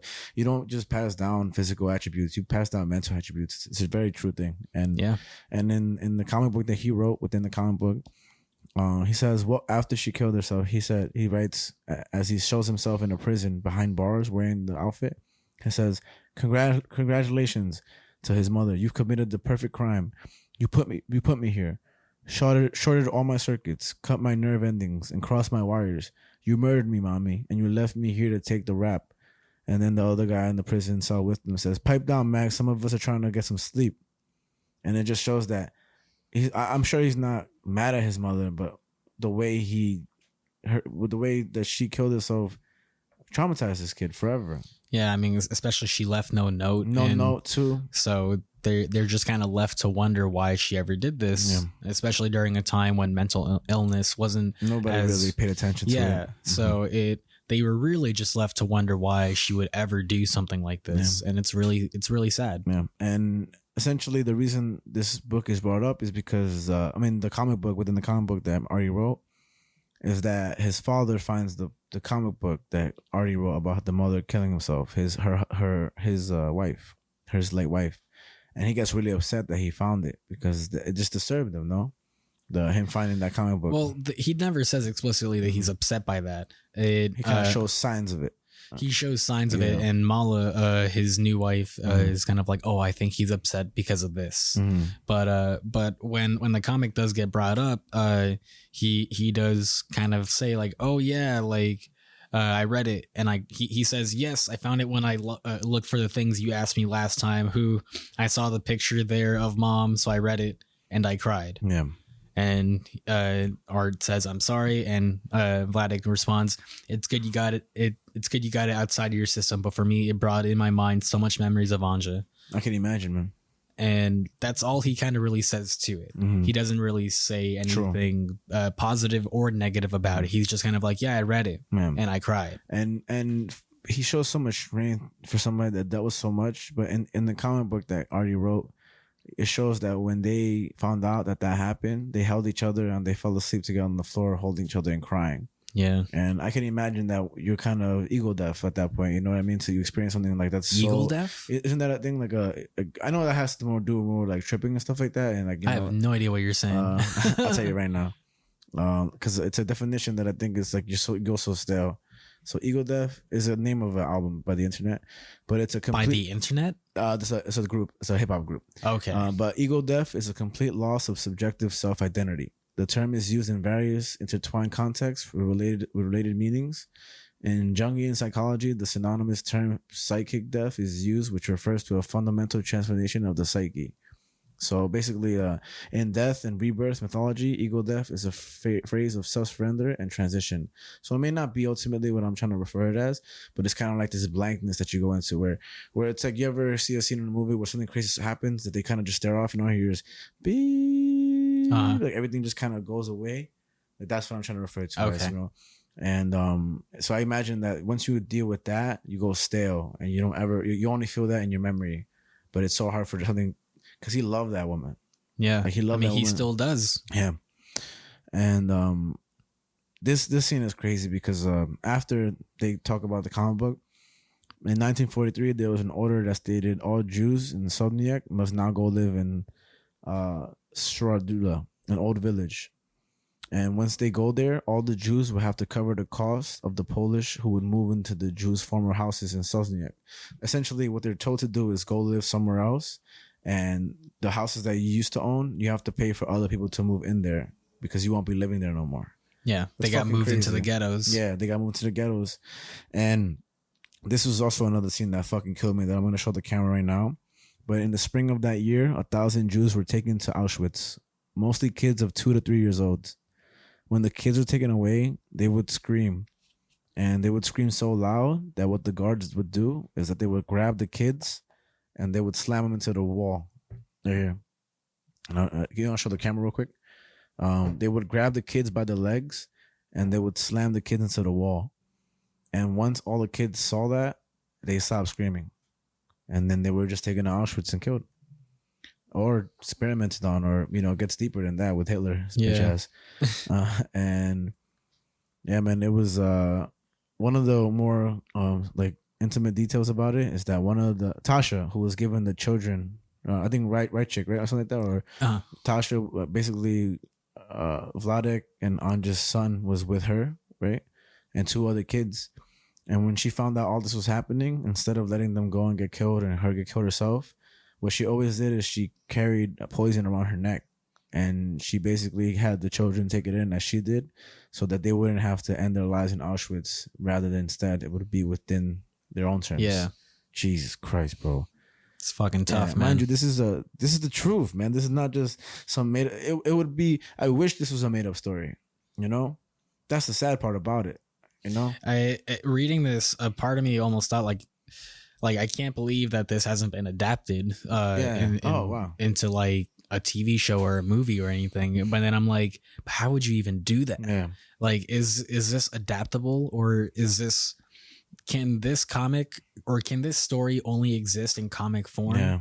And within this like context, right, with the mice and the pigs and the cats, I think they did perfect. He did a perfect job with that. So I feel like the only way they could ever do it is if they did like an animated movie or something. Yeah, and they would have to kill that shit to give respects to his vision. I think so. Yeah, because I hope they do. Yeah, because reading a lot of this stuff, it really takes you back, and you're kind of like, wow, I can't believe this happened. Yeah, man. Like this actually happened. Yeah, that's the crazy part about it, man. It's not made up. It's not fiction. It's truly one of the most disgusting things that could ever happen in this world. And at this point, Vladek began to hide because not everybody's being taken away. It didn't matter if you had papers. It didn't matter about anything. You were just being grabbed and deported. And at the end of that year in July, 10,000 Jews were taken in 1 week. I wrote a little quick note. I wrote, humans are the most adaptable creatures on Earth. And essentially within the ghettos, only about 1,000 Jews were left. Everybody basically started to just had to hide. And one of the things that Vladek said to Anja, who just wanted to die at that point, he says, and this is Anja, the one who stood at risk. Vladek says this to her: "No, darling, to die, it's easy, but you have to struggle for life. Until the last moment, we must struggle together. I need you." And that's what made me think that, and this was after finding out their child was dead and hearing that Vladek's nephew wasn't going to hide from the Nazis. So as soon as she found out her son was dead, she wanted to kill herself. She wanted everything to end. And that's when he said that to her. And when he said, "I need you," I can imagine that when she committed suicide after having survived the Holocaust, that he was truly alone in this world. Yeah, I mean, because something I kind of wanted to bring up is like the fact that he even remarried.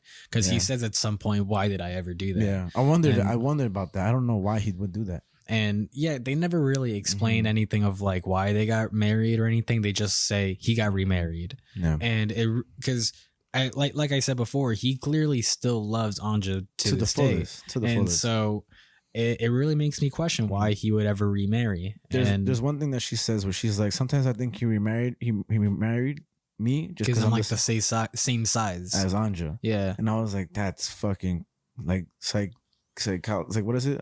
Psychologically just freaking. Yeah. You look at that, like just because it just reminds him of her, but you'll never get her back. And it's not one of those things where like she like chose to leave. Like she literally is gone from the face of the earth forever. Jesus Christ, bro, that shit is heavy, man. It is. I remember I actually reading this comic book. I texted you. I'm like, this comic book is fucked, and that was me. My whole happiness just going away. And then we get towards the end of the book, essentially. And I mean, in 1944, Vladik and Anja, they left the ghetto and headed towards Sosny again. And they had somebody to take them in and hide them. And I think I read what I read right here. Essentially, they were gonna go to Hungary. They were gonna have somebody sneak them into Hungary, and Anja's like, I don't want to go. Like, I don't want to go. It's not gonna work out. And Vladik's like, it's gonna work out. Trust me, it's gonna work out. And at the end of Mounds 1, Anja and Vladik end up at concentration camps because it was unsuccessful. I think they were paid off to do that, right? They got tricked into... Yeah, because they mentioned that the guys are no longer on the train as soon as the Gestapo comes in. So at this point, everybody was being pretty much grimy and just tricking anybody else for any money. And they told them they will get them into Hungary, but they ended up just tricking them. And so at the end, they both end up in concentration camps. They were in fear of their lives. And the more interesting thing is that Artie... He's like, well, I have to find my mom's journals on this because the ones she wrote during the events got destroyed. So she wrote some in post. And he says, I need those books for the perspective of her experience in the concentration camps. And then Vladik tells his son that he has burned those books because it pained him to see Anja's writing about the Holocaust surviving. I mean, the Holocaust and everything. Yeah. And Artie gets upset. He gets really upset, man. And the one thing that Anja wrote in the book was, I hope my son sees and is interested in reading these entries. And then Artie calls his father a murderer. Yeah. Jesus Christ, bro. Yeah, I mean, I'll just say, to back up real quick, the panel of when they reach Auschwitz is just such a harrowing panel. Yeah. It takes up so much of the page, and this is just another like thing to sort of explain of that there's such thing as panel composition. What page is this, by the way? This is page 157. Okay. And there's such thing as panel composition, where how you organize the panels matters a lot. Yeah. And the size of a panel matters a lot. This is one of the few pages that have basically half the page taken up to show. This is one of the very few pages. The another notable scene I thought that was similar to this is when Vladik points out the first time he sees the swastika. Yeah. And it's another six size like panel where it just shows like the flag and whatever. And I thought that was another powerful moment where it takes up so much of the page and it really puts it on display and it says this is in it. 1938 in Czechoslovakia, Vladik saw his first swastika. It's heavy. Yeah, man. This whole story is just so amazing because just even the present day stuff is just so enticing. You want to just like know everything. And when you find out that Anja's diaries have been burned, immediately I was like, so this is why he didn't want to look for him, because he was very hesitant after looking for them, quote unquote. And Art is like pushing, he's like, no, come on, let's look for it. And Vladik's like, no, they're gone. I don't know where they are. And then he confesses. It's like, actually, I burned them. Yeah. And I couldn't imagine my reaction if I were Art in that. Well, I'd be furious, but it's also like, it makes sense, man. Like those are horrible words to be written down. Yeah, and, I mean, we may be interested, but he wouldn't want to read those again. Yeah, it's a real mixed bag because it's such an awful thing that happened, but it's understandable why he would do such a thing. And I just think it's such a strong way to end it with Art just walking away like all pissed off and he's just like murderer. And this is just the first first volume, right? Yeah. Motherfucker, this shit was one of the most harshest literature I've ever read in my whole life. I'm sorry. It's fucking crazy, man. And I know this there are like in concentration camps happening. This I may be wrong with. We'll put it in, but with fucking, what is it, in China with people that are Muslim and stuff like that. I need to really specify what I'm talking about because I don't want to be really incorrect. But things like this are still happening today. They might not resemble it word for word and exactly. And it's just crazy. This I heard today, but I would need more context. When they were charged for crimes, Germany and stuff like that, Germany when they fell and everything, Hitler died, they basically got rid of so much evidence that they weren't able to be charged for a lot of the crimes and torture things that they did. They were just kind of charged for, the war they caused. And that's what I was talking about with the Nuremberg trials. That's what occurred in those times and stuff like that. And this is just me like hearing a couple of things off what happened with Germany and to get more involved with the real history aspects. But it's also why I bring up the Ukraine and Russia thing, because this may not be what's going to happen in Russia and Ukraine, and I really hope nothing happens. But I mean, that's what happened with the motive that Hitler had, to persuade the whole, following of people to do terrible things than somebody else just because they were born a certain way and follow a certain way of life. It's fucking crazy, bro. Man, I wanted to throw this in there real quick. If you're listening still, which I really hope you are, Google Japan Secret Unit 731. Japan Secret Unit 731. Look it up. I'm gonna look it up when I can ASAP, because I hear some crazy shit. I was telling you earlier about it, and I'm gonna keep you on the tip of your toes so you can hear about that shit. But to get back to the book, it is one of the most amazing books I've ever read in my whole life. Nice. I really think so. And my hat off to Art Spiegelman, because that motherfucker, it must have taken him a lot to write these things too. And he actually grew up he was around Regal Park, New York. Yeah. Which is important. I know you motherfuckers are from Regal Park. So. No, I thought this was just such an amazing tale from beginning to end. Yeah. There was one time where something happened on the news, and my brother was like, "Oh, did you hear what happened on the news?" And I didn't know. I asked him what happened. He told me, and I was like, "No, I didn't hear that story." Yeah. And he goes, "Story?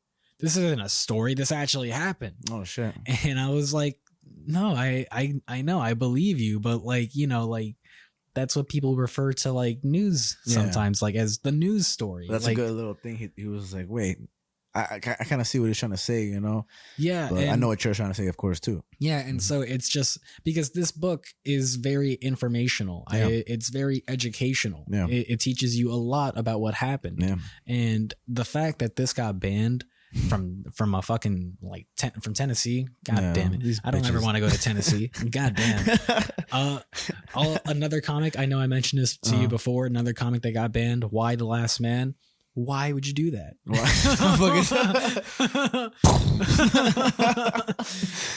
Nah, man, I think what this comic book does really well is it speaks a message kind of subliminally. Kind of like if you look on the back of the book, which we'll show right here, but we'll add this video so you can see what we're looking at. But like that for now. But you see how Artie is laying on the ground, kind of like a kid looking up at his father just tell a story. I mean, that's how I felt reading this book. Like I'm just listening to this old guy just tell me a story, and a really intense story. And again, it goes back to, I think there's something that says right here. Man, that this is not a comic book. This is a series of just real harsh things. And how can I say, man? I wanted to show you something with the second book, because the second book has a quote that talks about Mickey Mouse, and comparing it because the Jews are mice in the book, and saying Mickey Mouse is this and that, but I don't want to misquote it, so I'll just read this quote at the end of it. Mouse is a book that cannot be put down, truly, even to sleep. When two of the mice speak of love, you are moved. When they suffer, you weep. Slowly through this little tale, comprised of suffering, humor, and life's daily trials, you are captivated by the language of an old Eastern European family, and drawn into the gentle and mesmerizing rhythm. And when you finish Mouse, you are unhappy to have left that magical world, and long for the sequel that will return you to it. And even this imagery right here, man, of fucking all these, Yeah. That shit is just spooky as shit, and I'm just so grateful they banned that book because I got to read it. I saw a lot of people were saying and commenting and stuff when it comes to the post. They were like, I was like, now more than ever, I want to read this book. And isn't that such an interesting phenomenon? We just love. You tell me I can't read this. I want that shit. Well, I want it. and best believe I'm taking a whole day when I get a little day off, and I'm reading that book. The second book immediately, bro, because you're gonna have to borrow that off of you, bro. Of course, and I gotta borrow that Court of Owls. So trade for trade, motherfucker. I do want to say also, and coming to an end, I did. The funny thing about this is that I read the Seth Rogen book that I mentioned, right? And I'm starting to read a lot more. That's why it's pretty fucking cool. This has a lot to do with it. And I read a yearbook, and it talks about how being Jewish is something that it really is within you, and it's kind of more than a religion, right? He's like, it's the only religion where you kind of always are it. You know, you're Jewish, right? It's the only one that ends with the ish at the end, right? So like, I'm quirky-ish, you know, I'm Jewish. You have to always be it regardless. Something, I'm paraphrasing terribly, but he says, like, say they chop off your finger and you find in the woods. I think I said this before. They can trace back that you're Jewish through that little piece of finger, you know, because you're born being a Jew, because it's about race, you know, and I think that was a really interesting way he puts it, and he's very proud of his Jewish faith, or at least represents it very well, you know. And I just found it so interesting how as soon as that happened and the Whoopi Goldberg thing happened and all this Miles book happened, I mean, you know, universe type shit, a lot of stuff has been involving like Jewish people and the Holocaust, and just interesting little things that happened in the series, you know. That was just interesting, you know. Yeah, man, I'm glad that you brought this book up. I mean, as soon as you, like, it was so funny when I found out that we were going to be reading this, because I was like, yeah, like last episode, I was almost going to talk about Mouse getting banned, and you were like, should I tell you? You were like, oh. Hey, man, everything happens for a reason, and I'm so grateful that I got to get that little glimpse into the William Montgomery podcast, hear about this, and man, I hope that if you're listening, I hope that you pick up I know he probably just explained the whole book to you, so but I hope that you pick up the book and share it with somebody else, and if you do know anybody that has survived the Holocaust and stuff like that, like blessings to them and all that stuff. And you know, it may not be the only crazy event that happened in the world, but it's a major crazy event that, again, one of the biggest reasons I bring up the Russia and Ukraine stuff, because even if that's even a possibility, I would not want to be in Ukraine's position right now. Yeah. It's terrifying, man. Very. Yeah, man. But yeah, here we are. Yeah, man. We made it to the end.